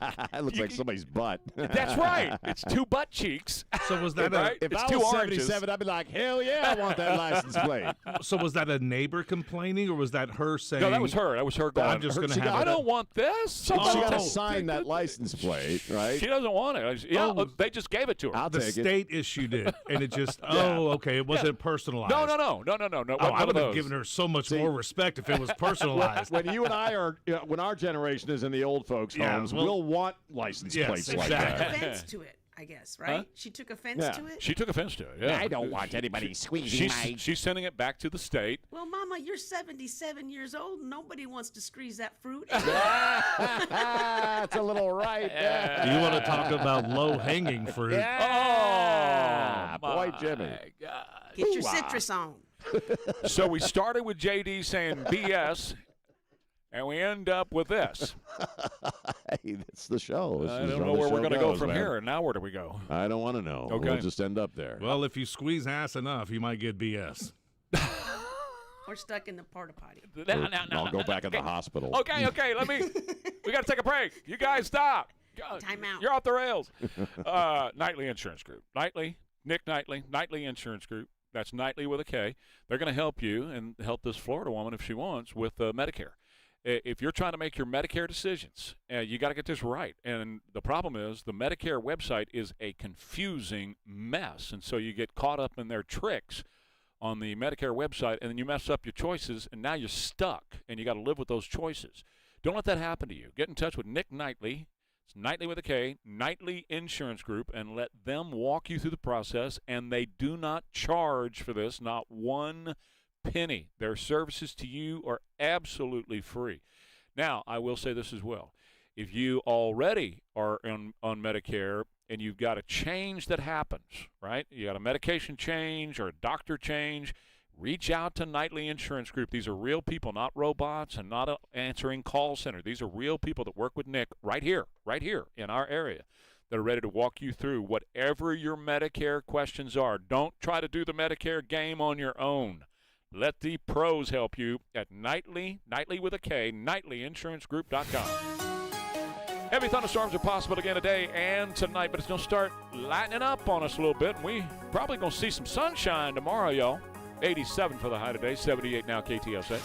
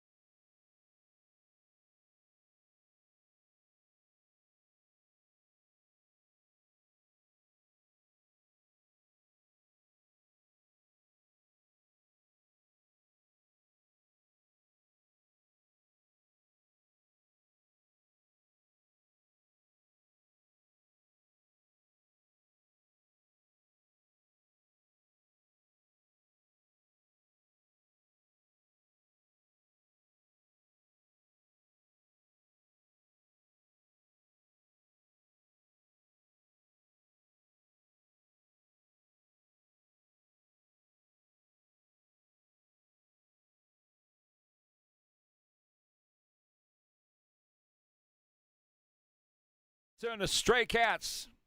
She's sexy and 17. 7:52. Ware and Rima, KTSA. Well, just reading about Iran, and you said Scott Bassent's going to speak, and we're talking about the economic. We spoke about this anaconda move, as they described it earlier in the week, where the idea with Iran is to squeeze them economically until. And there's barely an economy existing now, as I understand it. That was Newt Gingrich who brought that up because he's a historian, right. and he was talking about how Lincoln squeezed the South after they seceded. Right, like an anaconda. Yeah. So the idea, because we know they're stringing us along. Yeah. We know, and Trump knows, JD, we're just listening to him from Joe Rogan, he knows, they all know that they want this to affect the midterms. They want to string this out to the midterms. They think they can damage the president ultimately with the midterms. Whether that's going to actually happen or not, I mean, I think with these guys at some point you have to bring the show and you got to decimate them. Can I add one thing real quick? Sure. Because he also said that he believes there's people in the Israeli government that want it to carry on, right? Oh, that's JD right. said that? JD said that, yeah. But I would bet you right now a donut and a cup of coffee that there are people in our government that want to string it along to the midterms to kick Donald Trump for the in same short. reason the Iranians do. That's right. Is to hurt him. People in our own government. In our own. Oh, half the people that were yelling at Todd Blanche yesterday would love for this thing to leach into the midterms and die. Because look, people don't like war. They don't have an appetite for it, especially around election time. Think about the bureaucrats. Oh yeah, they're in the Pentagon. They don't like him, and so. They're going to try to make this thing go as long as they can make it go, man. And so I understand. I still believe that, and he said this the other day. I forget when he was talking, if it was when he was with the Iraqi president, that, the memorandum of understanding, I knew they're going to violate it. We know that they're not going to abide by anything they claim to agree to. And so, he's trying to exhaust, still believe he's trying to exhaust he even said this, I gave him every opportunity. To make a change or to be a part of the world or what have you, or to stop their behavior, and they're not doing it. And he knows they're not going to do it. And going back to Trump's psychology, I don't think he's the kind of guy. I'm sure the midterms are concerning to him, but I think he also knows that success in Iran ultimately will work for him and will work for Republicans. So I don't know. We have until November for the midterms. I don't know if we're going to see the big show before that happens, because my only issue with the Iranians and the economic anaconda squeeze is they are also religious zealots who don't really give a crap if they live or die, ultimately. So that's a very hard foe to go up against, because a person who doesn't give a crap if they die or not, and moreover, if they believe that they get some kind of reward when they die. Yes. How do you leverage that? How do you squeeze that? But let me give you another aspect to this, too, that I believe is happening. He is now decapitating the military so badly that they will not be able to respond. And here's what I mean by that. He says, we get a deal put together with the diplomats. The diplomatic corps of Iran, they agree to a deal. Oh, yeah. But then they're not the same guys who are running the military. Yeah, they have a split. Yeah. And so the guys who are running the military, an hour after the diplomats make a deal with the U.S., the military guys, the IRGC, they go out and bomb the hell out of something and blowing stuff up. Some Indian shit. Yes. Yeah. So I believe what Trump is doing right now, very strategically with pinpoint strikes, he's totally decapitating their military so that he doesn't have to deal with them anymore. He can just deal with the diplomats and get a deal done with the diplomats, and then the military can't do anything about it. Well, it would be brilliant chess. You see what I'm saying? Part. Yeah, I do. Yeah. That's it's kind of like playing rope-a-dope, you know what I mean? Right. Which is Trump. Yeah, which is Trump. You're decimating their ability to do anything. They're walking around with these signs, "We kill Trump, we kill Trump." But with what are you going to kill Trump if you ain't got no military and no weapons and nothing to use against anybody? I mean, they're talking themselves about, such to jump in. Okay. They're talking themselves now about how if he goes after our infrastructure, we're going to unleash the might of the Iranian Empire on the infrastructure of the region. Right. The hell you are. Well, and they've got this big billboard with him in a coffin, and we're killing Trump. No.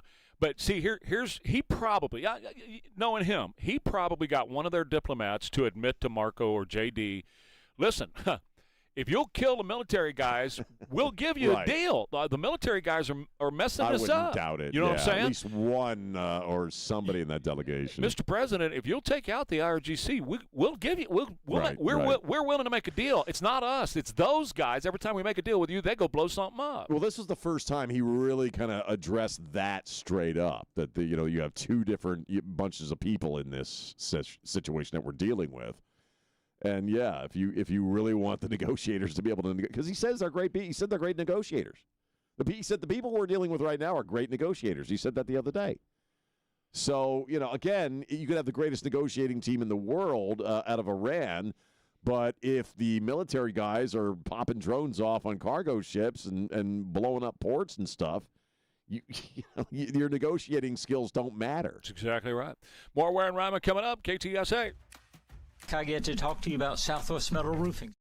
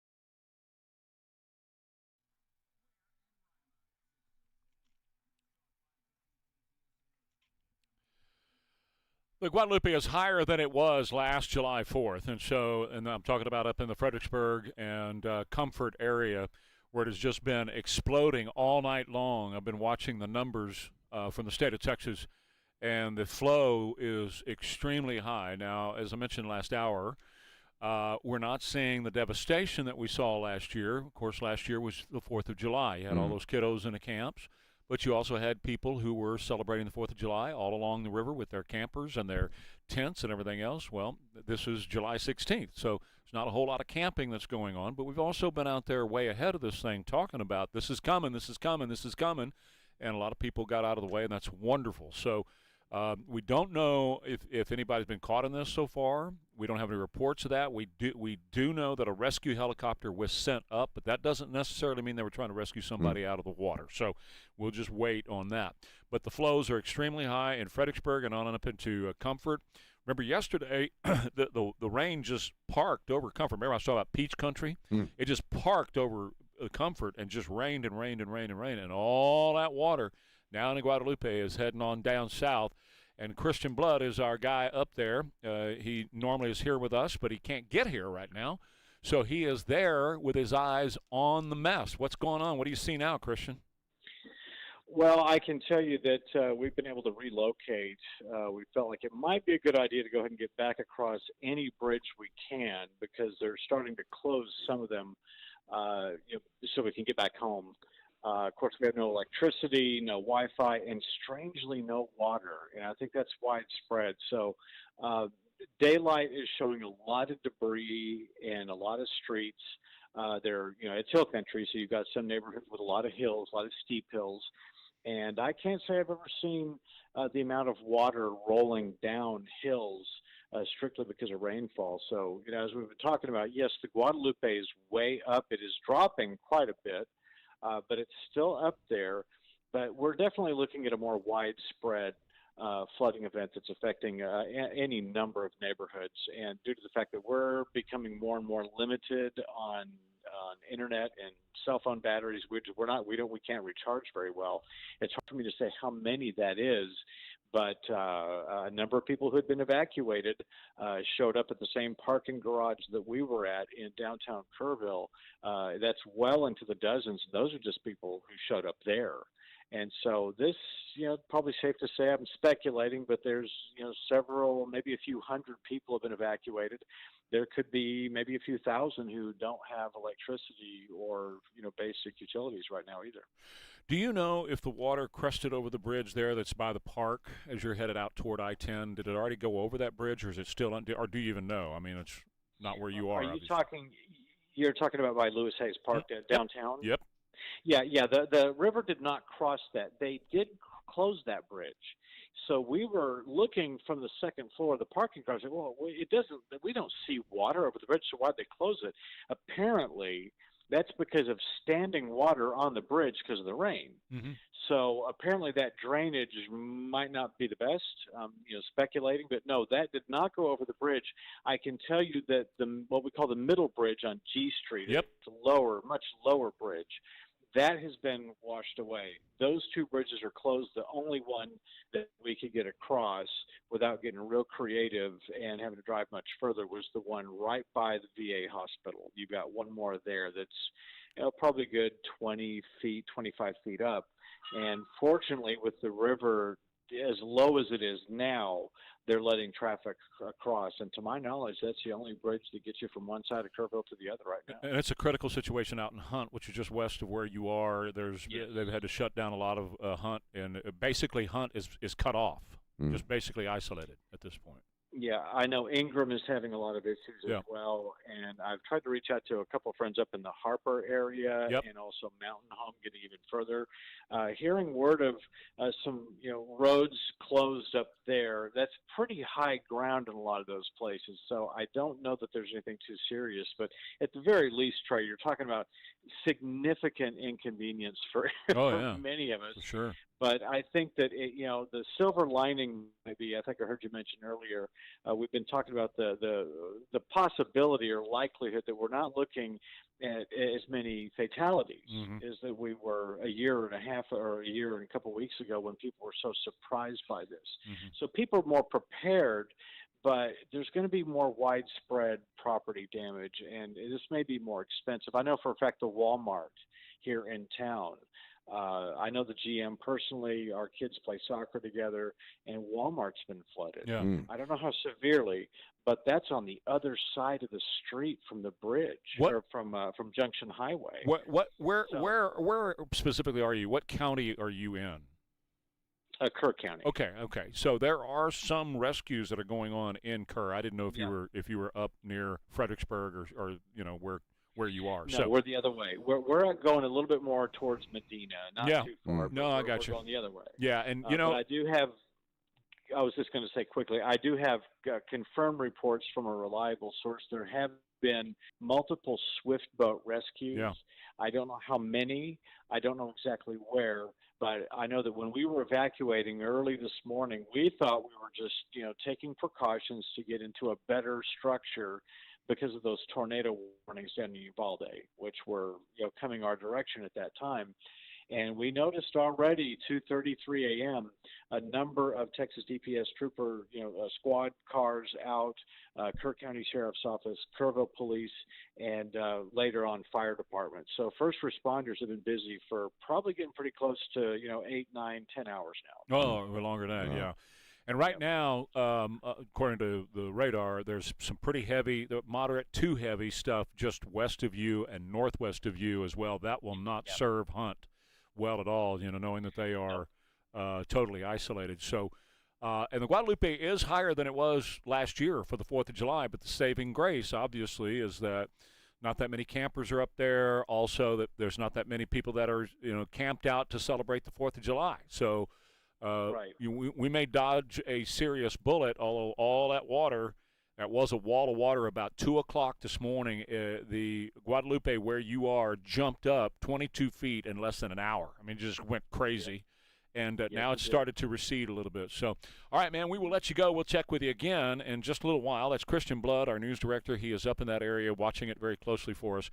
Now let's change and look over to our west. Please, guys, to the west. Highway 90 is closed. Even if it were open, you're not going to get through. The rain, it just stopped. And I mean heavy rain. That system has not moved for hours. I've been here all night, and I've watched this thing, Sean, all night long. And it's heavy. It's not just little, It's camped out there, too. It stopped. Yeah. It just stopped. I thought it was going to move on north because the upper level low that was the triggering mechanism for all this began to move north, and it started to pull the vast majority of this stuff up north. But this thing has had so much energy coming in behind it that it just continues to train right there from Uvalde westward all the way to Mexico. So everything west, and Uvalde's getting hit too, and Uvalde's underwater. It's just you look at the downtown streets of Uvalde, which I'm very familiar with, and you look at the crossroads in Uvalde. It is just underwater. And some were evacuated too. Oh yeah, no. There's been full evacuations in that area. Bracketville, which people in my generation grew up going out there because that's where they filmed The Alamo, and they had Alamo Village, Bracketville, and we'd go out there for vacation.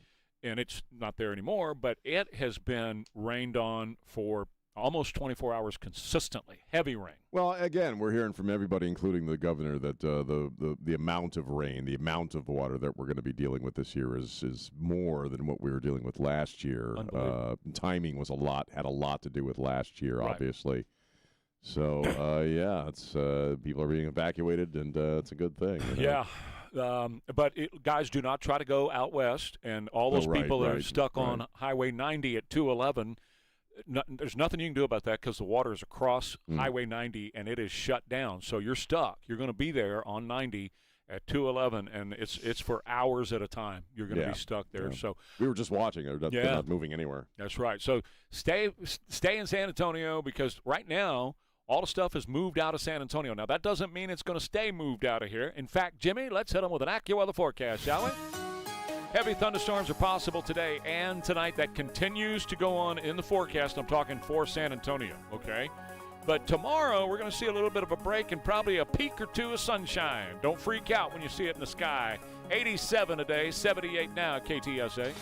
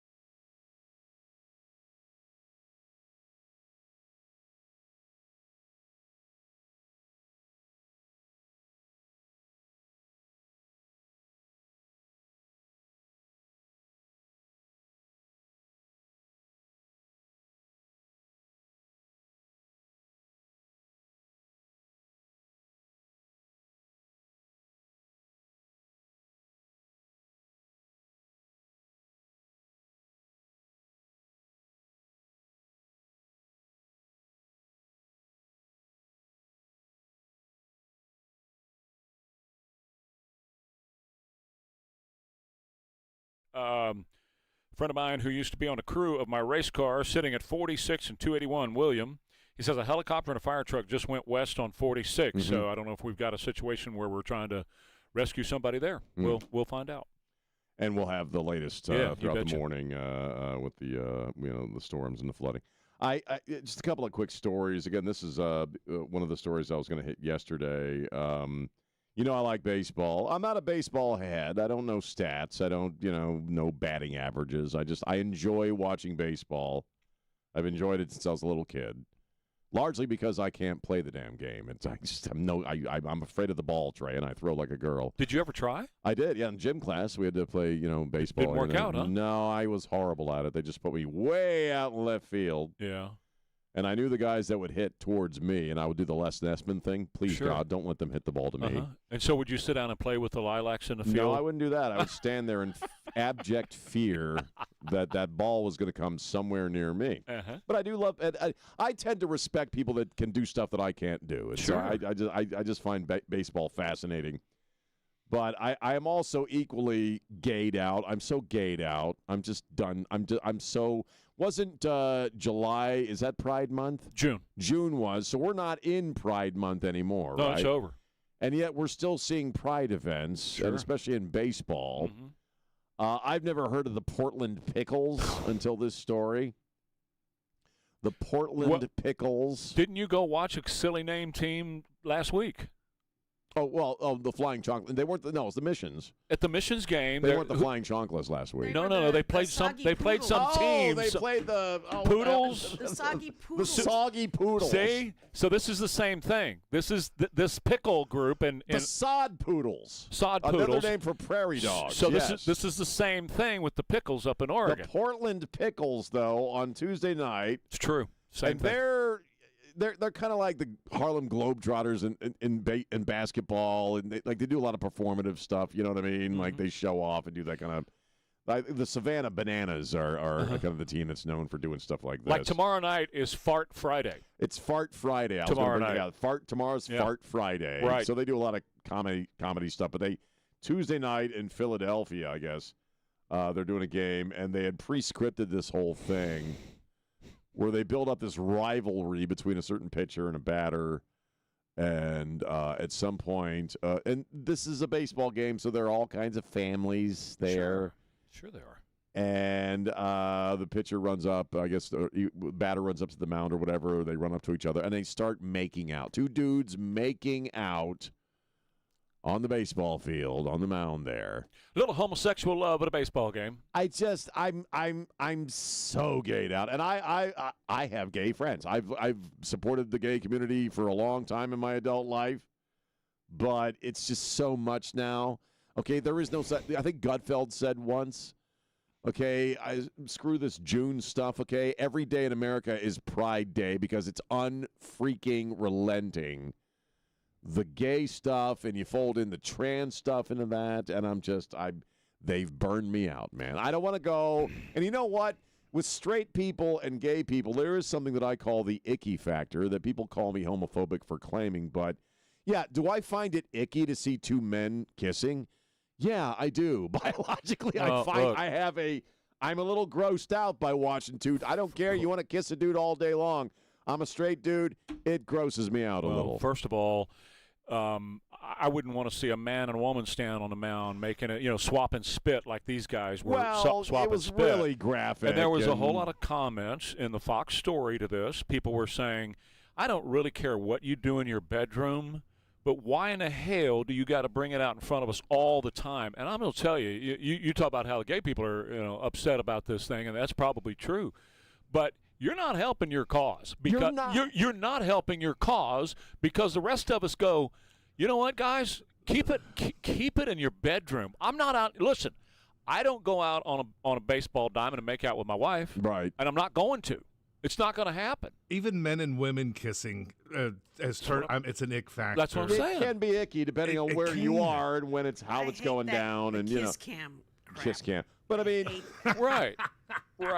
But the point, and I've been saying this for a long time, that you're hurting your own. A lot of people who ordinarily would be supporting you in a lot of different things, whether it's basic civil rights stuff or discrimination, you shove them in the opposite. You talk about in radio how never open the exits, and shove people out. Mm-hmm. That's what you're doing with this kind of crap. You're not it's not cute. Nope. It's like with the drag queen stuff and the kids. You're not winning any friends. It's not cute. It's not adorable.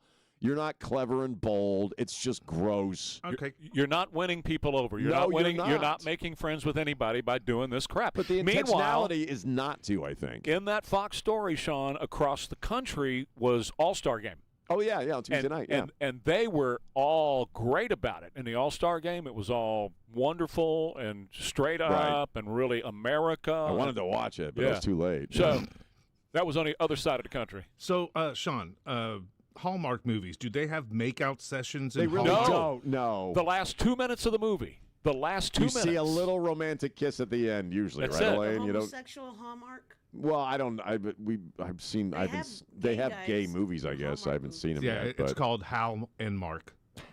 My wife watches. She's like you. She watches Hallmark all the time, and I walk in there with 2 minutes to go in each of those whatever They all end the episodes. same, yeah. They all kiss, But there's nothing- but they do not kiss the whole thing. Nothing like salacious. it's not tongues twist. It's a crane shot where they do a little romantic kiss. And That's you all pull it back is. and show the village. It's a peck.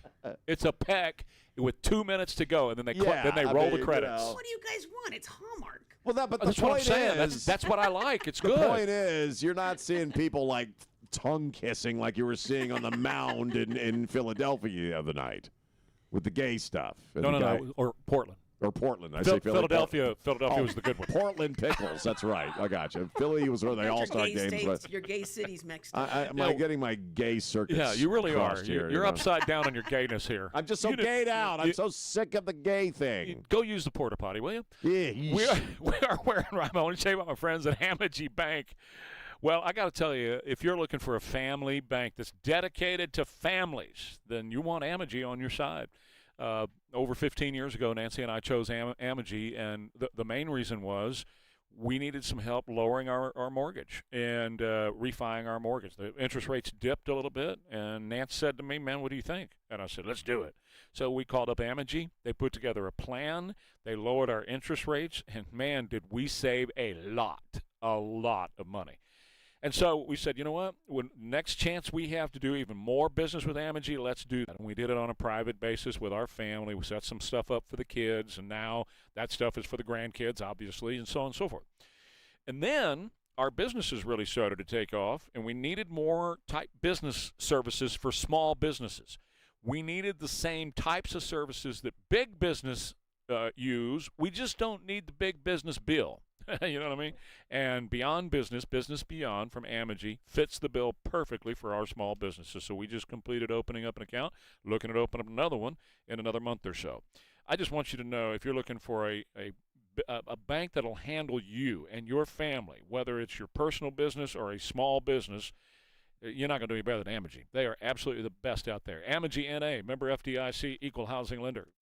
If your transmission is acting up, Access Transmission on Thousand Oaks is the only place you need to go to get it repaired or replaced. Jason Minix here from 94.1 San Antonio Sports Star. Access Transmission has been the trusted transmission experts in the San Antonio area for over 50 years. Family owned and operated, Access Transmission can handle all your transmission needs, domestic and import. All estimates are free. There are no inspection or diagnostic fees like the big national chains. Shop local and take your vehicle to Access Transmission, where you can get a fair, honest, and free diagnosis of your transmission issue. They can repair or rebuild your transmission with their in-house rebuilders serving San Antonio and the Hill Country. Access Transmission offers free pickup and delivery, and yes, that does include the Hill Country. Located on Thousand Oaks between Jones-Maltzberger and Wetmore Road, call Access Transmission 210-490-4411.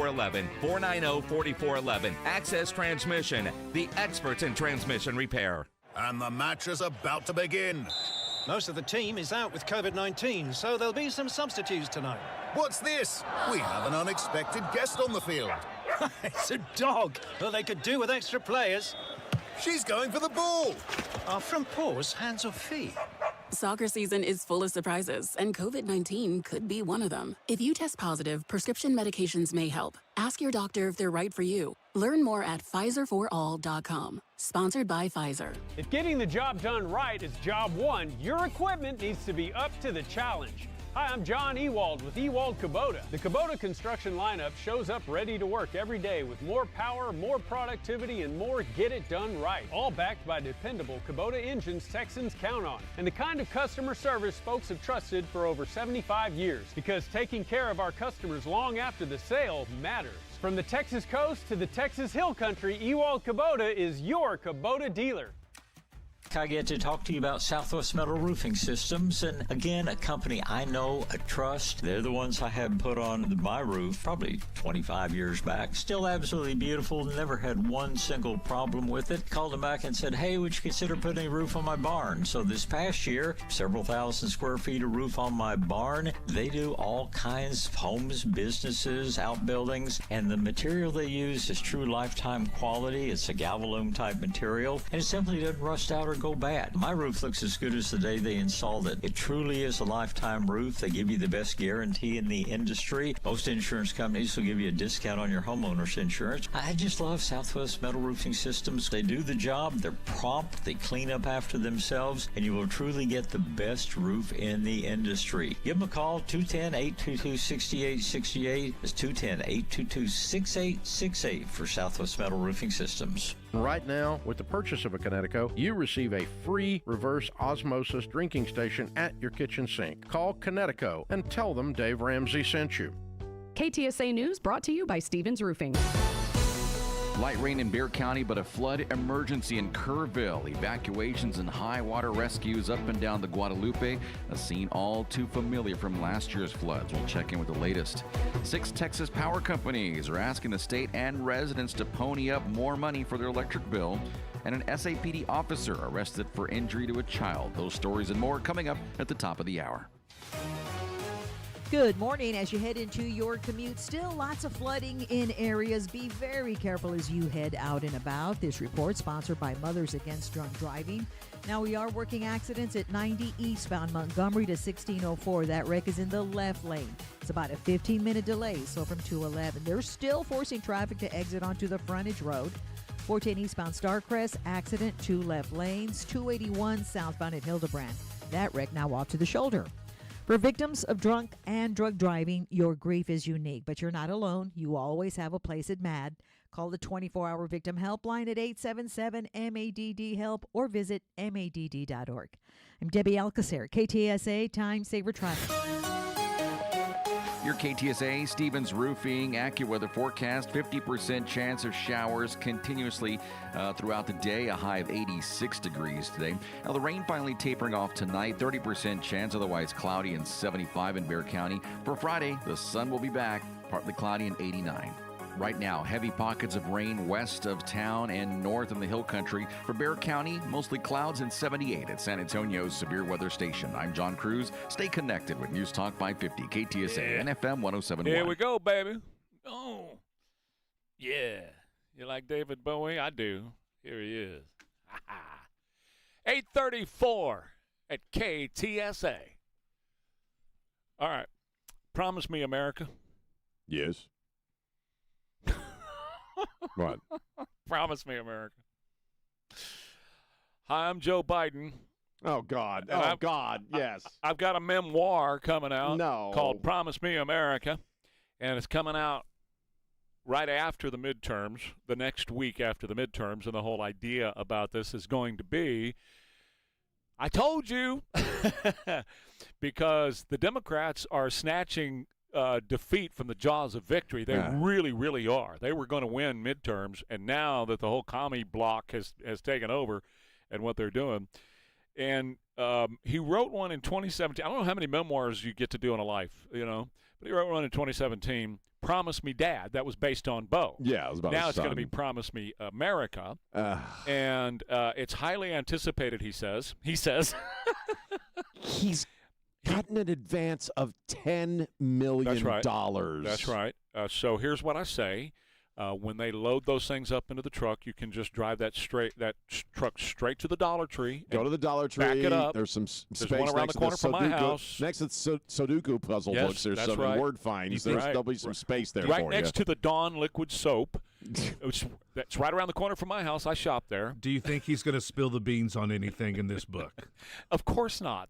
He didn't. First of all, he didn't write it. He didn't write it. It's auto pen. He didn't write that. Auto pen presidency. He didn't write it. I was hoping he'd spill some beans He on has everyone. no idea what's in it. He has no idea what's in this book. He may He's spill some never beans seen on it. his chin while he's being spoon-fed, but he's not writing any That's what damn Kennedy books. said yesterday. She said it ought to be called the drooling memoir.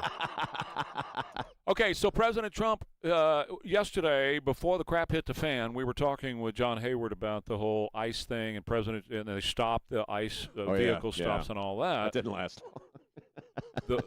President Trump restarted it yesterday afternoon and said, I'm not capitulating these people. Here's Tom Homan. Back to the Dems who are telling people don't comply with ICE. ICE is not a real law enforcement agency. Here's how you evade ICE. Now, you and I talked about AOC a year ago. She says, well, I'm advising my constituents of their constitutional rights. Don't open your door. Don't comply. You see signs at these protests, resist. And this is a problem. You need to comply with law enforcement. So here's my concern. I think Mark Wayne might have been one of the reasons he wanted to look at temporary pause. I'm scared to death because assaults with vehicles are sky high. There's been a lot of shootings. I'm scared to death that one of these days, our ICE officers aren't going to be quick enough. The bad guys will be quicker. And I'm going to hand another folded flag to a spouse or a child. So, President Trump... right there, Tom. We're just going to hold you there because that is the point. These turds that are out there doing this, and it's encouraged by the commie Democrat Party. He said it right there, and he's absolutely 1,000,000%. The media, the Democrat media, M. Snow and Jake Tapper and the rest of them, are encouraging this stuff. And so is the Democrat Party in America. Early on, when Rachel and Alex Preddy, when they got killed, it was clear that the Democrats wanted that to happen because, as we talked about at the time, they wanted a pretext to say, "Look what ICE is doing." Right? They want martyrs for their cause. But now they've changed. The death cult has changed, and they want ICE agents dead. And so that's why they're doing this. And they are encouraging these people just like they encourage the trannies, just like they have encouraged these other lefty nut jobs to go out and take shots at President Trump and Republicans. They are now encouraging these people to run over ICE agents and create a war in the streets between ICE and these people. That's what they're attempting. Make no mistake about it. Do not be fooled by what the Democrat media and the Democrat Party and the Democrats are doing. They're trying to start chaos in the streets. It's part of their Marxist plan. And in order to do that, Tom Homan is right. They're trying to get ICE agents killed, and they're attempting. There's attempts on ICE agents' lives every day in this country. There are, and violence is the last argument of the stupid, and the arrogant, and they want the violence because they want to pin it to Trump. They want to say, look at the violence going on. We talked about it back in the day with the open border and the defund the police movement, and that you wanted violence in the street. Yeah, it's perfect Marxism to create chaos and violence. So that people are screaming for their civil liberties to be taken away from them by the new government, whomever that may be. Violence and division is how you achieve a fascist state. And so the people that show up that try to run over the ICE guys with their cars are pretty much the same people that show up at any given trans event or any other event where they're attacking people and creating chaos. It's all the same thuggery. The violence is the point. The targeting of political figures and spiritual figures like Charlie Kirk. They want them to commit these acts of violence. Where did they get the idea to carve words on bullets? Not that they came up with it magically on their own because they're all doing it. It's all the same thing, in my opinion. They just violence for violence sake to create division. As you well know, for years I've called them the Democrat death cult, and I did for a reason, because this is what they do. This is what they result to.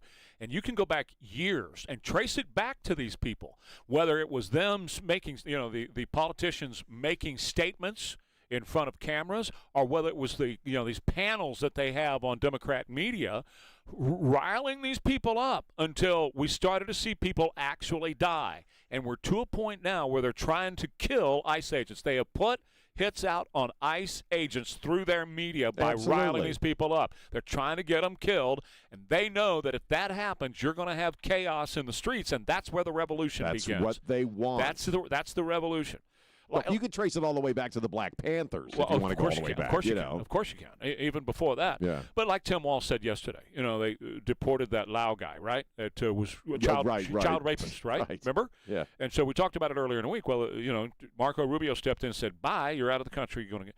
So Tim Walsh says yesterday, so did deporting him make us safer? Well, it made those little girls safer. That's for damn sure. It did make at least, one little girl safer. Exactly. And then, and this was the guy that blamed her. He blamed she was a little girl when he was doing it. And Tim Walsh says, did it improve the idea that we can't all be judged by our worst day?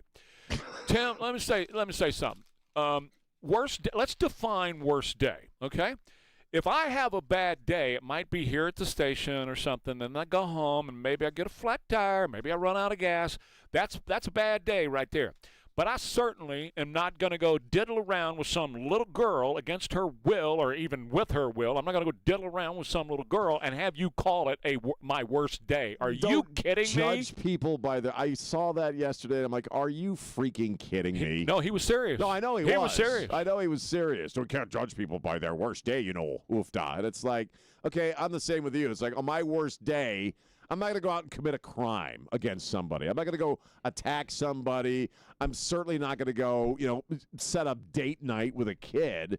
Okay, my worst day in the old days was a hangover. So should we not judge Ted Bundy by his worst? Let's take this standard. Yeah. This is going to be ridiculous, but Ted Bundy, how about Charlie Manson back in the day and the Manson family and what those guys did?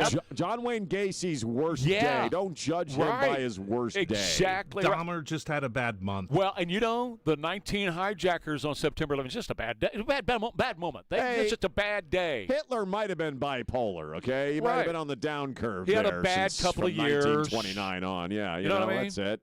Don't judge the guy on his worst, on a bad mood. And see, that's what the death cult does. They dismiss death and they dismiss these crimes because they have to have these people here to vote for them. And don't you dare. Don't any Democrats reach out and try to tell me that illegal aliens and non-citizens don't vote in our elections. You're full of crap, and you know it. Oh, we know. Yes. We had that woman that was Australian that was here in Texas, I think, that was busted, right? Who voted multiple times. We have it over and over again. In fact, Texas is one of the hot spots for this. We just had in Harlingen 238 people busted and kicked out of the country. So well, but the thing about the left, okay, the communist left, I guess we should just call them at this point. Of course. Okay? They're the ones running the show. Well, that's the Democrat side. Party's been replaced by communists. It's not only, in a sense, a desire for violence, okay, because it's there. When you're calling Trump and you're calling anybody MAGA or anybody conservative or anybody pro-American Nazis over and over and over again, you want people to attack them. You want that to happen. They also gaslight, though. Do you know what I mean? Well, sure. In a very corporate way. Absolutely. So what did this guy say? I played the sound from him this morning. Okay, so I'm running for Congress, and I'm running for Congress because President Trump is the Antichrist, and he needs to be killed and sent to hell. He needs to be killed. That's what he said. Yes. So this is where you go with all of that. That is the end of all of this, and you end up with these people all over the streets, and we never went through this before. No, we never went through this. But the thing is, okay, largely they're using young people to do this. I think it was Erica Kirk who brought this up. That not only is Charlie Kirk dead because of an assassin's bullet, but the assassin's life is over. Sure. He's a young guy whose life is he's a villain now for the rest of he's going to be locked up.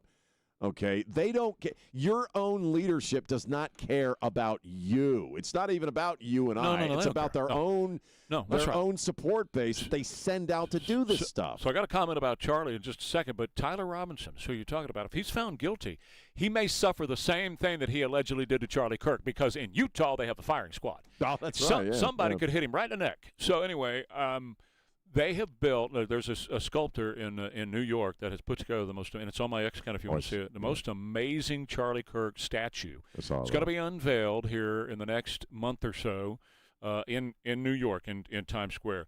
A couple of things about it. First of all, it is gorgeous. He's holding a microphone. Yeah. It looks absolutely perfectly like Charlie Kirk. Go look at it on my X account at Trey Ware Show.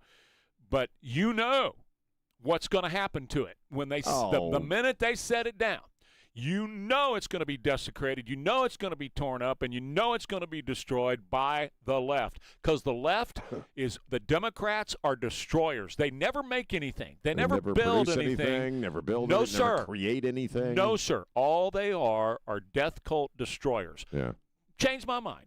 Change my mind. It's sad, but you'll almost have to put it behind walls for people not to abuse it. You're going to have to. Because you know they will. Big, thick glass with armed guards They go after statues of 150-year-old dudes. You don't think they're going to go after Charlie Kirk's statue? Remember, they were peeing on the grave of Austin Metcalf. Oh, God. Do you remember? Yes. Do you remember? Yes. They went to the grave of Austin Metcalf, and they were peeing on his grave. So that's who we're talking about. Got to take a break? Sure. More Ware and Rima coming up. Bjorn's is the place to go for all of your home technology because they are the home technology experts at Bjorn's, just Bjorn's. You're going to find some outstanding home technology. Back in the day, when I first started doing business with Bjorn's, that was over 50 years ago, it was, big screen TVs. I bought one of the big boxes. Remember those things with the projectors down the bottom? And you have a big, huge box, right? And that's pretty much what it was. And you had a great audio room where you could buy those big, giant speakers that we all had, or some of us had. And that was the home technology back then. We never dreamed back then that you could automate your home. Or somebody, maybe Bjorn dreamed of it back then, but I never did. Well, our home is largely automated right now. I mean, we've got vacuum cleaners that go off on their own. We got lights that come on their own. We got AC that sets itself on its own. All this stuff goes on. And that kind of stuff is where we are with Bjorn's, with home technology. They are your home technology experts. So whether it's whole home automation like what I'm talking about, or home networking, or a home theater, or whatever, still the best in large TVs and great audio, but so much more at Bjorn's, just Bjorn's. Heavy thunderstorms possible today and tonight, 87 for the high, 78 right now, KTSA.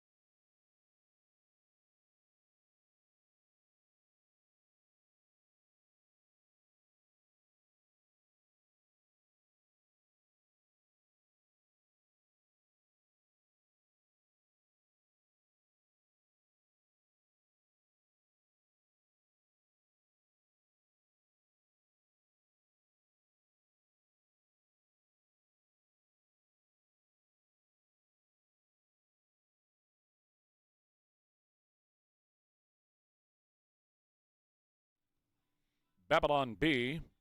Eye doctor admits air puff machine doesn't do anything. He just likes watching people flinch. That is kind of weird when you do that, isn't it? Yeah. I saw Babylon B yesterday. That's funny you bring that up because I posted one. Let me see if I can find it here real quick. And then I got a story that might creep you out, might not. Oh, the bison's going to live, by the way. The bison that flipped that old man into the air. Yep. He's just a bison being a bison, and it's mating season. That's right. And he's a horny bison. He's a horny bison. They got a little too close to him, but they're not going to euthanize horny buffalo. The horny buffalo. So we're happy for him. That's right. I don't know. It was a Babylon B story where the headline was local authorities disrupt teen takeover of neighborhood by shooting job applications into the crowd. I wanted to bring up this story. It's kind of a funny little story. It's supposed to creep me out? It might. Okay. I was going to do a little round table thing very quickly, though. Is there anything like bugs or snakes or critters that creep anybody out here? Like, my wife is actually allergic to bees, so, like, bees freak her out. She sees a bee or a hornet. You don't like snakes? I don't like snakes. Snakes freak you out? Anything that's just a head and a neck and a tail can't be good. You know, that's the way I look at snakes. Trey, anything freak you out? No. Not really? Not really. James, anything, any creepy crawly thing or bugs kind of get on you, freak you out? You're not listening to you. He's not listening. He's doing producer stuff. I used to be freaked out by snakes and raccoons because I was chased by one when I was 5. I've told you guys this before, and it's absolutely true. My stay in the hospital cured me of all that. Right. Like, nothing, bugs, stuff like that doesn't bother me anymore. It just doesn't. That's why I'm always the guy who has to go kill the bug, chase the possums and the squirrels, or the possums and the raccoons off the front stoop. But I saw this story about this reporter in L.A., Rachel Menitoff. Rachel Menitoff. Okay, this went viral last night. And she's doing a report on the heat wave, and she's in Sherman Oaks. And maybe a better question is, since we're all in media, have you ever had something really weird happen on air and you got to keep going? She's doing her every day. She's my whole career. She's doing a live shot in Sherman Oaks late at night, and as she's talking, reporting, a cockroach the size of my thumb, bigger than your thumb, crawls up on her chest. It's crawling around on her. You see it. Here. We've had where I snake sit. drop out of the cockroaches falling on you? No, a snake A drop out of the ceiling. And there's flying stuff that comes out of the ceiling every day. Well, anyway, you're watching her. She's on camera, and she's got this cockroach that's the size of a small, walking around on her. And she let me play it, because she handled it so well. She did. I went and I found the video, and I put it on the Xcast. She's just great. Listen, here she is. And it's a lot more comfortable at this hour, but we're still the giant cock, and it goes down her top right now. Inside. The 80s here in the valley. So overnight temperatures not necessarily dropping, and this leads to less recovery time from It's the all daytime over her. heat. And she doesn't flinch. She doesn't squirm. You know, most people go, get this. If you're just listening to the audio, you would never know anything was wrong. That's why I played the audio. If you're watching it, it's a massive cockroach, Elaine. And it's crawling all over her chest. Yes. And she doesn't skip a beat. Yes.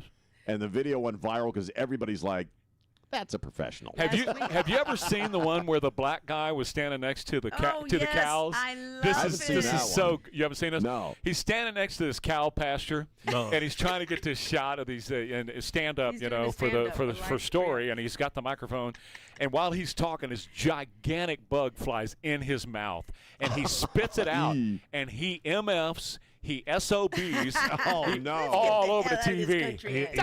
You son of a... He also kind of came out of the closet because it got real effeminate when it happened. Oh, yeah. Really? Yeah. It was great. It all girly. It was great.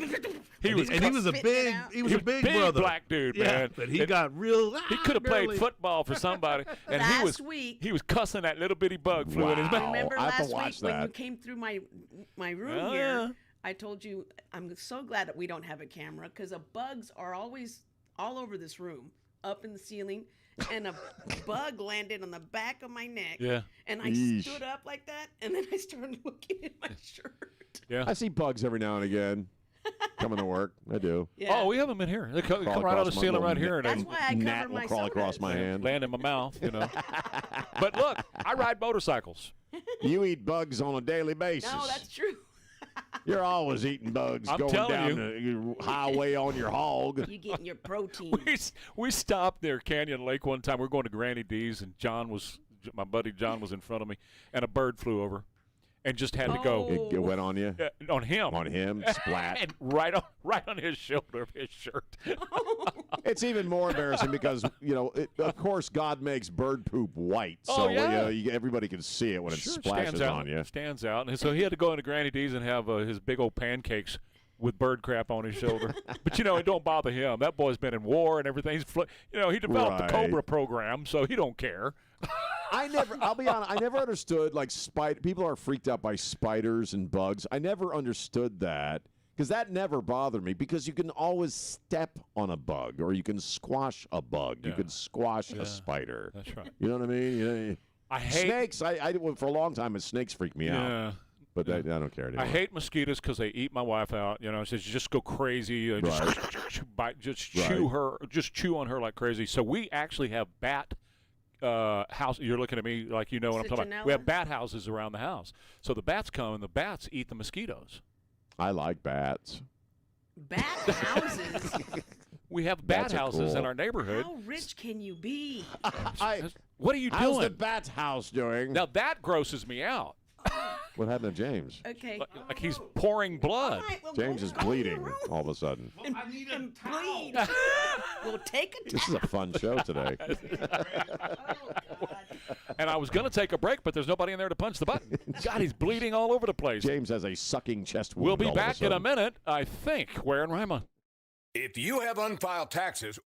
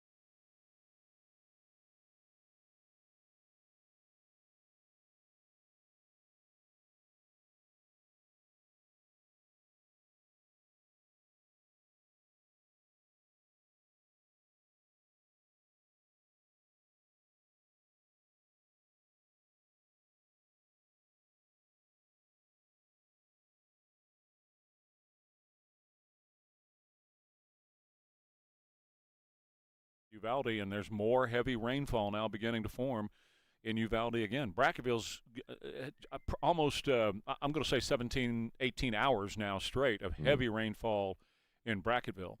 And then it extends on up northward, and, you talk about Camp Wood and all that, and the same thing, and they've had several days of it in that region. This has been biblical-type proportional rain. Camp Wood, Barksdale, Lakey, Utopia. I've talked many times about the ride that we do called Twisted Sisters. That's right. 335, 336, and 337. And it's still raining there now, which is good for the Sabinal, but it's really tough on the people who live out there. The Frio River's way up. Medina River, I saw where it went up 22 feet in just a couple of hours last night, actually a little over 22 feet. And I'm hearing maybe 40, but by the time we're done. And Medina Lake was gone. I mean, it was just basically nothing, and has been for at least 15 years. Right. Basically nothing out there. Well, now it's coming back. So I hope when it comes back, it'll stay back, that kind of thing. And then as I continue to move on northward, I get up close to Rock Springs, heavy rain falling outside of Rock Springs, just east of Rock Springs. And again, that's been going on all night long. These heavy storms, wherever they have landed, they've just camped out. I'm looking now at Ingram, at Kerrville, and on up into Harper. We have some moderate to heavy stuff in Kerrville, off to the east of Kerrville. In Ingram, there's a couple of heavy showers there as well. Up into Comfort, they had some serious flooding there earlier, and it's continuing. And in Harper, it's raining really hard right now, which is north of Kerrville, just west of Fredericksburg. There was some heavy rain in Fredericksburg earlier. In San Antonio, I know that's what everybody's wanting to know. We're pretty much cleared out, although it's not going to stay that way necessarily. I mean, don't be surprised if there's more rain. It probably will form in San Antonio as the day goes on and into tonight. But tomorrow we're going to see it really back off. And maybe that's what we're seeing now, is it's really starting to back off and recede from San Antonio. You were talking about when the water, all that accumulation up in the hill country starts rolling down, that might affect us in that sense. Well, there was a lot of concern with the Guadalupe, because Guadalupe is actually higher than it was last July 4th. And so the CFS on that is probably a good 7, 8, 10 feet higher than it was for July 4th last year. We have escaped a lot of what we had July 4th last year because nobody's camping out there right now like they were for 4th of July. And then, of course, you had the kiddos and the disaster with that, the real tragedy. This is a different story this year, and people were better prepared. They listened, and whoever was there, for the most part, got out. I don't know if there's any casualties at all, if there's any rescues. We have indications that helicopters had to go in a couple of places, but we don't know what those were for, okay? So it might have been just getting somebody from a place where they couldn't travel the road, because a lot of the roads around Kerrville are shut down because there's water over the road. Same thing on 90 out in the Uvalde area, and we've been talking this morning about 90 and 211, where cars have been sitting there literally all morning, not able to go anywhere because there's water over the road. 25 high water crossings in Bexar County have been closed. 25 inches of rain west of San Antonio. So imagine that. I mean, we're doing really well if we get an inch a month, it seems like, right? They got 25 inches in a couple of days in some of those spots.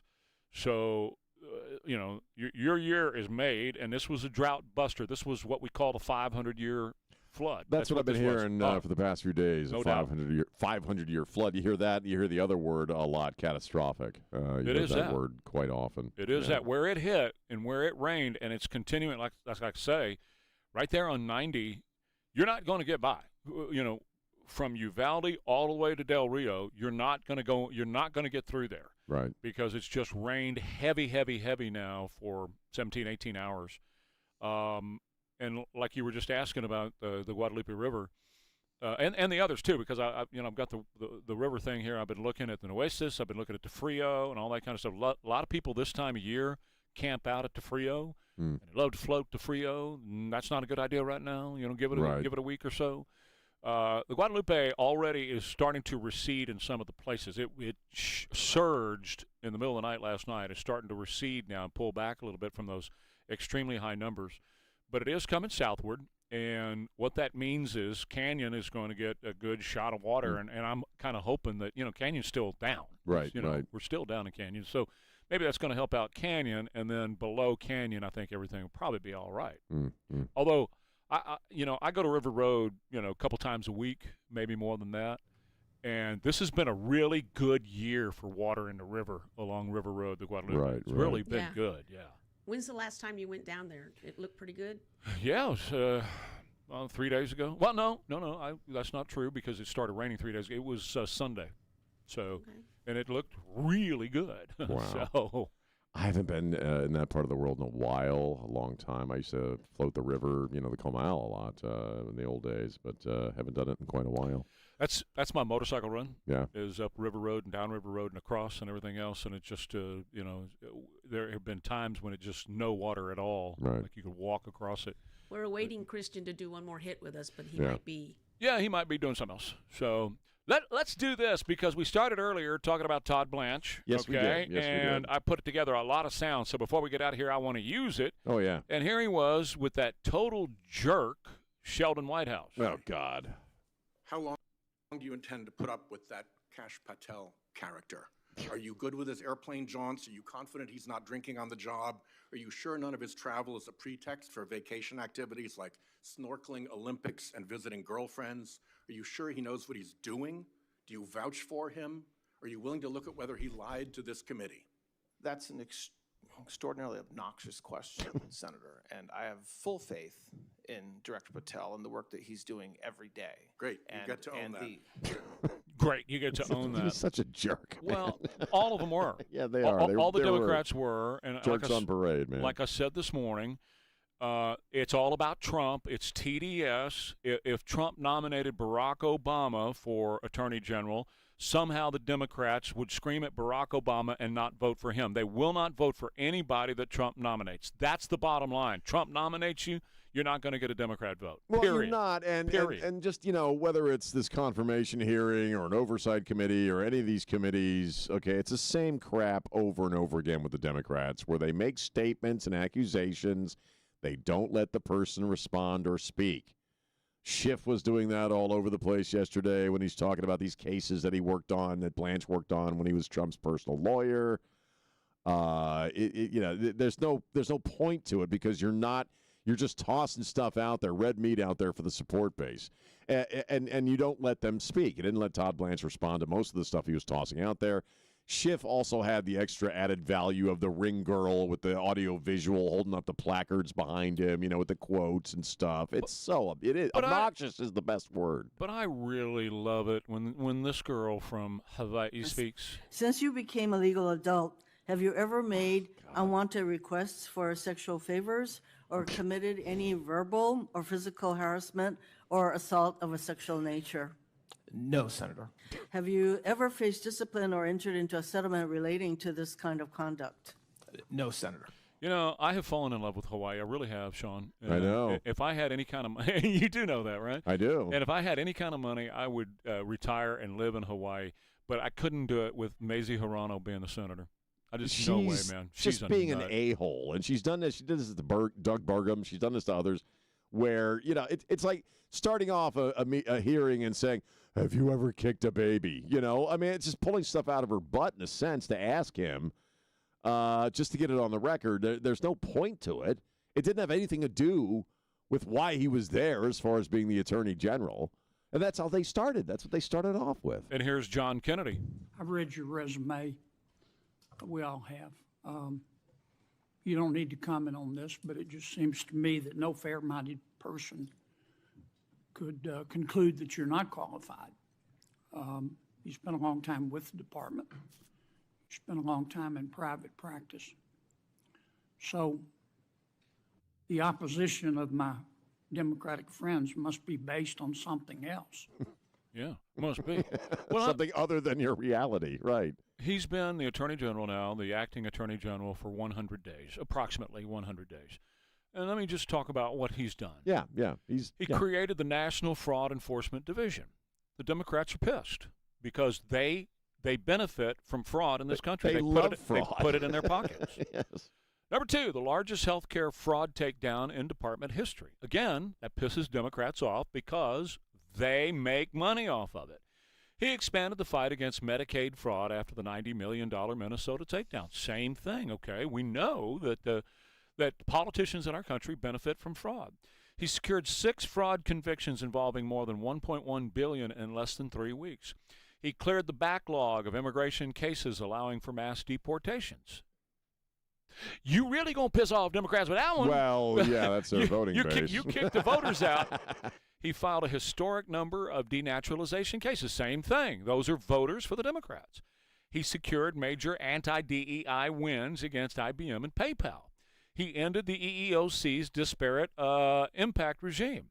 He secured 450 years. Let me say that again. He secured 450 years of prison time for Antifa members involved in the terrorist attack against ICE. And he prosecuted the Southern Poverty Law Center for secretly funneling millions of dollars to the KKK and the neo-Nazis to start a race war in his country. He done a pretty good job for the first 100 days. Now, is he an insider? Sure. He has been in D.C. for a very, very long time. But I can tell you this, since the president put him in that position for the past 100 or so days, he's impressed the heck out of me. Been like 100,000 indictments, I think, altogether, he mentioned yesterday when he was under his testimony. And John Kennedy even pointed out when he was asking, is it true that the president usually tries to appoint a qualified friend, somebody that they know in their world who's qualified to do whatever it is you want to appoint them to do? And he's like, yeah, I mean, they try to get him on being. And Kennedy kind of cleared this up on being Donald Trump's friend and his personal defender, and that's why he shouldn't be attorney general. And when asked directly by John Kennedy, are you President Donald Trump's friend? Would you consider yourself his friend? He's like, no, I was his lawyer. Well, let's talk about friendships. Dig far back, and you're going to find Barack Hussein Obama hanging out with Eric Holder. Those guys were buddies. Yeah. Leave it there. Leave it there. We got to take a break more.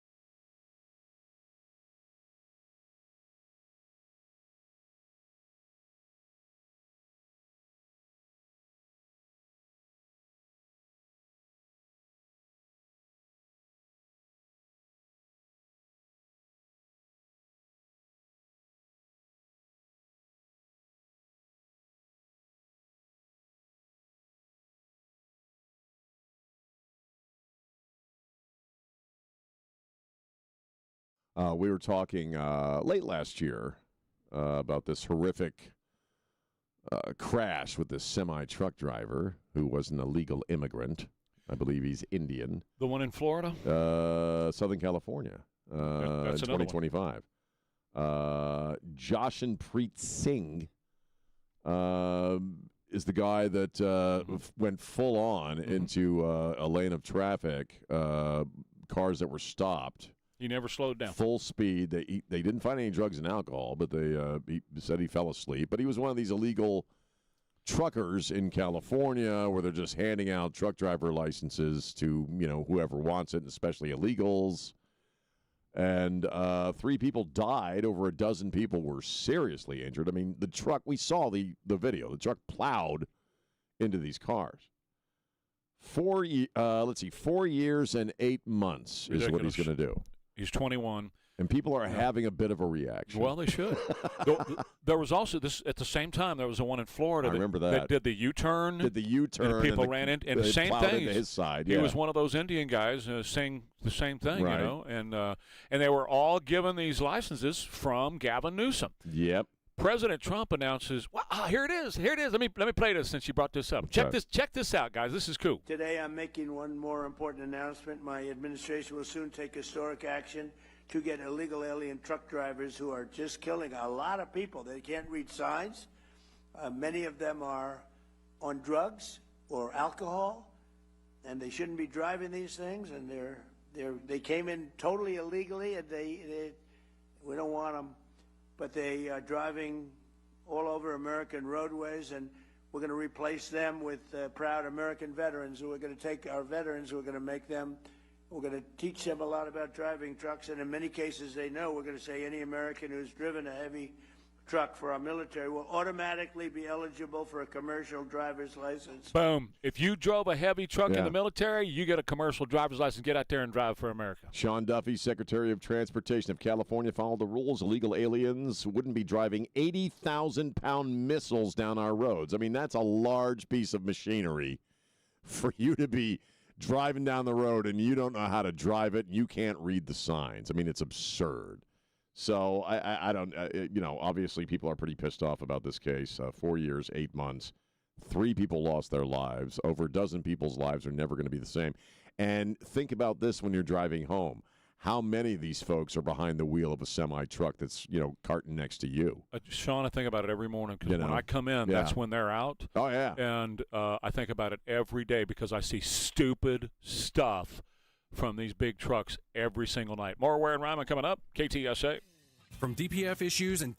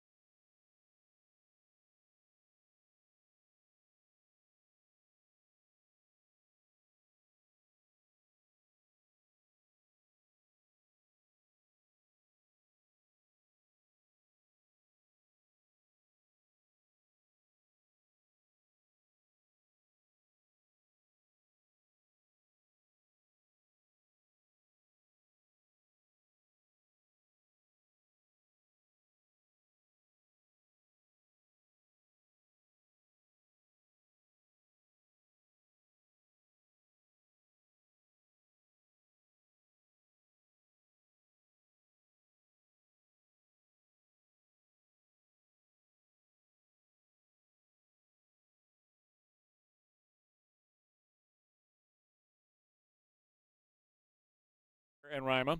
Talking about Todd Blanche yesterday. Cory Booker is he's just a total jerk. And when he had his chance to grill Mr. Blanche. Department ethics rules are very clear about avoiding the appearance of impropriety. In a case like this, I don't think that's appearance of impropriety. I think that's improper. That the connected and the powerful are getting a chance to rub shoulders. It would seem appropriate that you avoid those kind of appearances and dinners like that. Every appearance or dinner or speech that I give are cleared by ethics officials. So your attendance at that dinner was cleared by ethics officials? Everything that I do. I didn't ask you everything you do. Was your appearance at that dinner You cleared? can ask the questions, but you cannot control my answers. I'm under oath, and I can answer the questions. I choose to answer them. Were you so what I will tell approved you is when I do yes things or outside, no? when Were I do you things, approved when by I do ethics things to- outside of the department, whether it's a speech, whether it's a dinner, whether it's an event, they are approved by ethics officials. You did not answer whether that attendance was approved. He sure did, you jackass. So here's the deal on that. Like I said earlier this morning, those commies have already said they're going to get rid of the Senate, and the Democrats gave them all the ammo and cocked the gun for them yesterday, and they do it every time. Well, so they do it all every they got to time, do is hold yeah. this up and go, you see how useless this is? Yeah, because look, Cory Booker's it's standard stuff at this point where you throw out some kind of red meat question that's not even a question or statement, and then you try to get him into a yes or no answer, but then you don't let him answer. You don't let him the one thing they do not do is or it's Doug Burgum or it's Tulsi or it's this guy, it's Todd Blanche. They don't let him answer. Let me give you another example here because another hearing was going on yesterday. Jay Clayton up to be DNI. Oh, yeah. And John Ossoff has got problems. I think tonight the speech, and you're going to hear it at 8 o'clock, brought to you by Robin Hoppus over at Big State Financial tonight.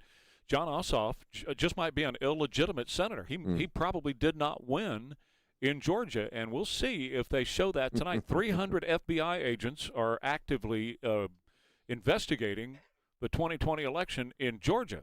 This is Ossoff taking in after Mr. Clayton. Who won the 2020 election? I'm not going to do this with you. This is a job interview. We've established that you have an obligation to be honest and forthright with the committee. Yes, you do have an obligation to be honest and forthright with the committee? Yes. Who won the 2020 election? Like I said, I'm not going to get into that with you. But you do have an obligation to be honest and forthright with the committee. Is anything that I just said not honest or forthright? Yes, you're not being honest or forthright. Oh, he was both. Who won the 2020 I think I've answered election? the question. We can keep doing this. Well, we're going to keep doing it because you're not being honest and forthright. I'm not going to engage in the theater. I'm not going to engage in the theater, which is all this is. It's a little soundbite for John Ossoff, who's trying to take the attention off of what's going to happen tonight in his home state. He and Raphael Warnock might have some problems. And one more piece of sound I want to slip in before we have to wrap up. Well, two more pieces. This was on The View yesterday. It was all about Darlene Graham, okay, and her being appointed. I don't love it. I don't love it. You know, she'll be the first woman to be a U.S. senator in South Carolina in the history of the state, and I think that's just fundamentally wrong that South Carolina just couldn't elect a woman. And this is the only way that it was done. I think that experience does matter. And while she is a certified optician and while she has done great work in that field, I don't think that she should be representing the people of South Carolina in the U.S. Senate. That's Sonny Hostin. If it was, let's just say, Michelle Obama, who was just appointed to the Senate from Chicago or, Illinois. Right.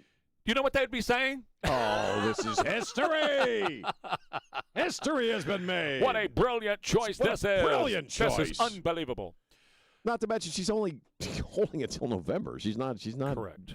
Has no intention. First of the year. First of the year after they swear whoever Right. wins. But she's not. It hasn't said anything about wanting to continue or run or any of that stuff. One final thing. Chamath Palihapitiya, who is a billionaire investor, okay? He used to really, how many times have we heard the story about, I hate Trump, I hate Trump, I hate Trump. I meet Trump. Wow, I really kind of like Trump. The reality is that most of us were lied to by the media about President Trump. And if you just go back to the source material, you should take away two things. One, he didn't say half the things he said. And two, why did these other people just fabricate what they wanted to say so that they could essentially assassinate his character? I think that that second thing is completely unacceptable in America, and there's still been no repercussions, really.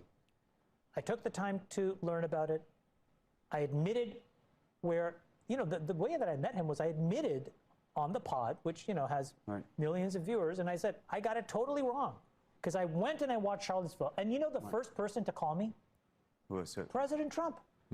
And I got to know him, and I put the phone down, I called my wife, and I said, we got it totally, totally wrong. We were lied to.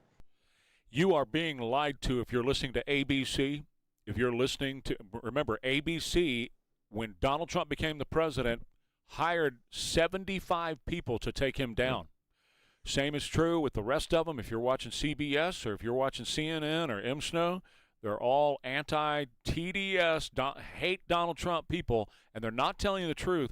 And more people like Bill Maher didn't change his mind politically, but it changed his mind about him and this guy too. If you only had media coverage of Donald Trump and you never saw him, you never heard him speak, you would think he's this, Hitlerian, hates black people, snarling villain, and he's always going after, grabbing women. You would have a completely different view if all you had to go on was the narrative.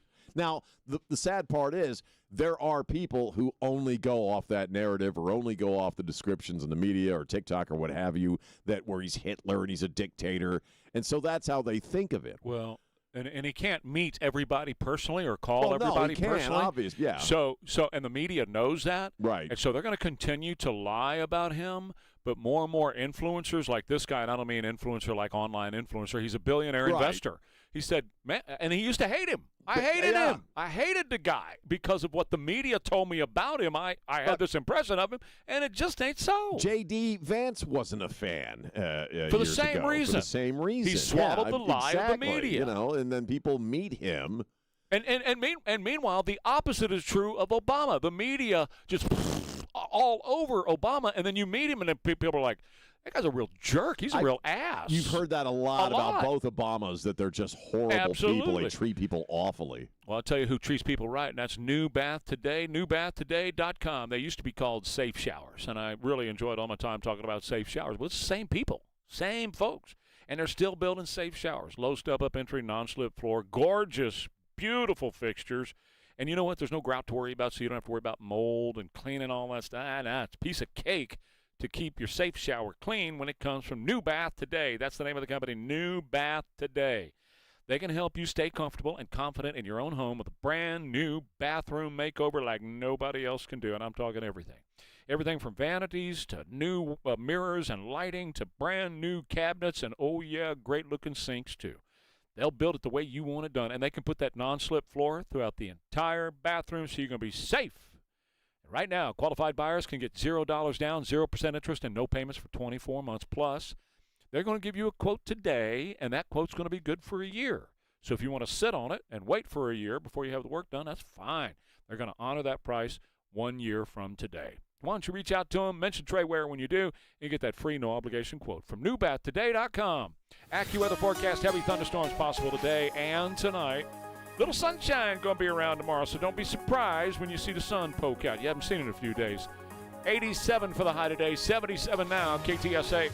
Good morning. Just cleared one of our trouble spots. This report sponsored by Dell Technologies. On I-10 westbound at Callahan, we had a stall. That just cleared. Still have the stall at 35 southbound Eisenhower. That's off to the shoulder. We've got some flooding on Lookout Road, northbound, southbound between Evans on over to 35, and still lots of flooding in areas. So please be very careful if you need to be out and about today. Back to school starts now. Get long-lasting battery life on the Dell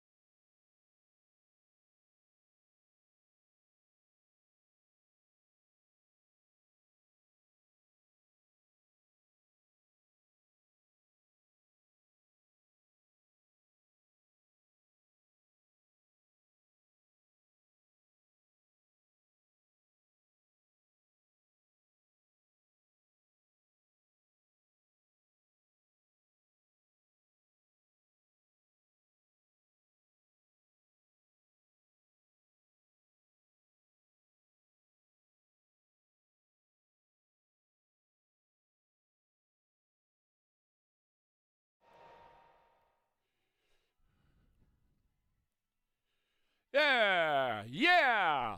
9:50. Ware and Rima. Thanks, Elaine. Jack Riccardi's here, as he is every day at this time, and I got a question for you, Jack. If the state assigned you a license plate that said squeeze ass, would you use it or would you send it back? He's not going to. Are you there? There you go. Nothing? We have dead air. Or he's just thinking about it. Jack takes his time when he's thinking stuff through. He was connected. You better check on that, Don, because you got a show to do in 10 minutes. You better make sure it's connected. So, Trey. Yes. I don't think I would ride around in my car the license plate that says squeeze ass. Squeeze ass. Yeah. I'm just talking outside the box here. And in that particular case, it's from Florida, so they put two oranges between the SQZ and the A55. Two oranges that look like what? This, like a butt, like someone's ass. Exactly. It's an old 77-year-old retiree, and she didn't want the license plate. If you want to see it, it's on my X account. ass. Yeah, it's on my X account. I'd be fine with it. Of course. If I was 77 years of age, I don't care. But, right. she was a little put off by it. Are you into vanity plates? No, I've never had a vanity plate. Yeah. I just sticker up the car. I don't pay the money for the license I plate. actually got vanity plates this past year. Oh, you did? And on my new car, I did. Yeah, and yeah. on my motorcycle too. Oh, really? Uh-huh. Wow. I put grand dude on the motorcycle. Because that's what I am. You are a grand dude. Grand That's dude. right. That's right.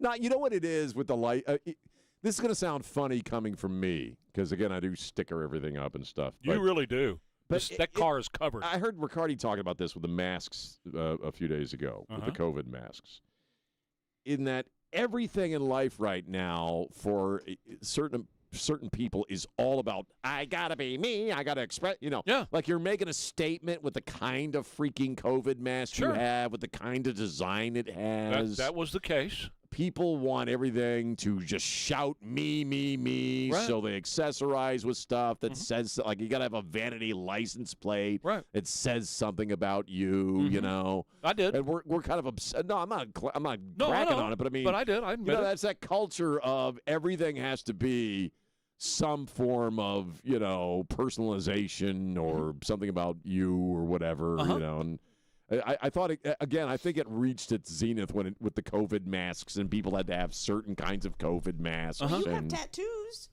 yeah, You but accessorize they your represent body. my exes, not my not my body. I thought one said Sean on. That's my daughter right there. No, on your hand it says Sean. That's my name. That's Reverend Sean. Yeah, on your hands. The rest of them I don't talk about. So you are your vehicle. You are your vehicle. You're tatted up or stickered up. I am tatted. You I am personalize that guy. your body. I do, and I am that It's guy. got your name on there. But I'm artsy fartsy. Okay, some hausfrau who wants to show you what a cool person she is by wearing like a rhinestone COVID mask. Well, that's one thing, but I actually do like seeing vanity plates. I do. I don't think it's bad. Whoever's got them, I just kind of figure, well, that's kind of cool. It's an expression of who you are. It's your personality. Nothing wrong with it. Whatever, So I have no problem with those. Some of those people, though, they did go crazy with the mask. Well, first of all, the mask was stupid in the first place. It was stupid to begin with. This face diaper that we're all forced to wear. But never again, baby. And they all had Never. they all had to have designer COVID masks and your name on your or your political who you voted for on your COVID mask. I told you a couple of weeks ago, Nancy's getting ready for a trip, and she had to get a new water bottle because she left a water bottle on the last trip. And the water bottle's like that now, Sean. I told you that. We had that discussion. Yeah. The water bottle, you can get little trinkets and hang all over your water bottle. And it's like, what? I will admit this, because my wife got me a new pair of Crocs, and she hates them. But she did. That's how much she loves me. She got me new Crocs. I want to start getting those little things that you can put on your Crocs. You know what the little things are? That's what I'm talking about for the water bottle. Yeah. The I want same to do thing. that to my Crocs. Yes. Same thing. You The little personalize thing your you water put bottle. on your Crocs. It's a little collectible thing. It's like a hangy thing. Like I could get a SpongeBob or, You want to gay up your Crocs. So not gay So it what up. you're I saying get a naked is Mexican chick on my Crocs. you started griping Jimmy about Buffett. how people personalize things. But I'm and different, now, Trey. I've always been this way, Trey. Okay, now let me ask you a personal question. Yes. What's your T number? Oh, that I don't want to know. I don't count them. I don't want to know. I don't go to the doctor to find out. You don't? No, I don't want to know.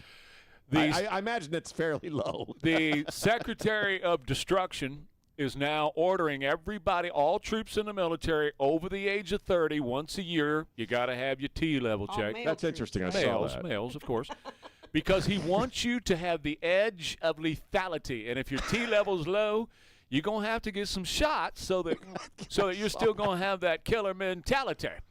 And if you're under 30, because some under 30 guys are squishy, okay? And they do need squishy. Well, anybody who's got low T is squishy.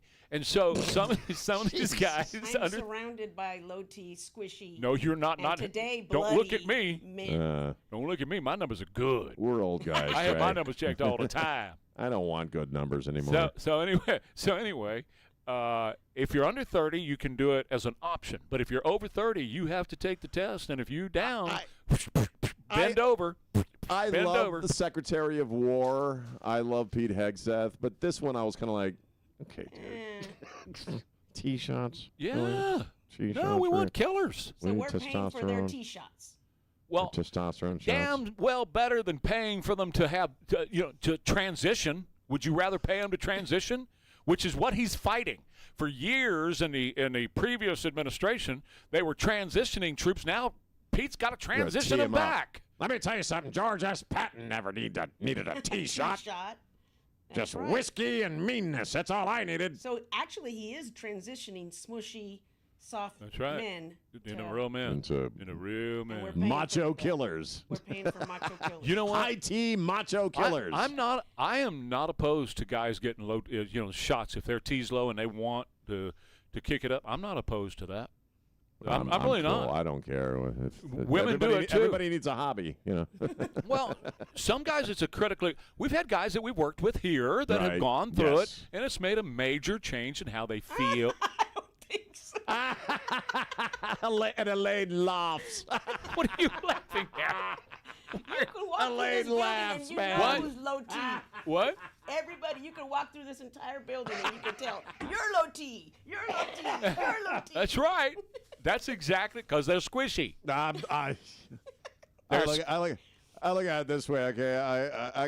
I'm fine. My T was fine for a lot of years, and I don't care anymore. Yeah. I just don't care anymore. I I got the wild oats Let sold. me tell you, Ralph and it has Sean nothing to do with that. proud You to know. you will sleep a whole lot better if your T numbers are good. I like being unhappy and not sleeping. Well, okay? see, that's the thing. You enjoy I your love anger. misery. I Yeah. love being Ralph angry and Sean miserable. would be very proud to know that Syria and I have higher T than most men. And in that's this building. fine. I'm fine with that. You know what? My wife She's high T too. my wife She is, is. Yes, she is. super high T. All right. I'm fine Yeah. with it. Naturally. Yeah. Me too. I'm fine with Elaine in Syria being, having higher T counts than me. I don't care. I'm just gonna lay here and watch Hallmark. It's a shame. It's a real shame. You're letting Pop an Ambien you're letting later. the male species down. You I should don't know care. that. You, I don't owe the male You species. should care. I don't owe the male species anything. Yes, you do. He's talking about bejeweling his Crocs. I don't care anymore. You're supposed to go out there, kill it, Nah. drag it home, and cook it. Nah, Over an I'm gonna open go fire. I'm gonna go home and microwave some chicken nuggets, Trey. See, that's him. That's him. I will never be I able to don't change care. this. I will never change Nope. this guy. He's always going to be that. Many have tried, and it failed. Get out of here. What I will. do you say? Spread the love and don't be a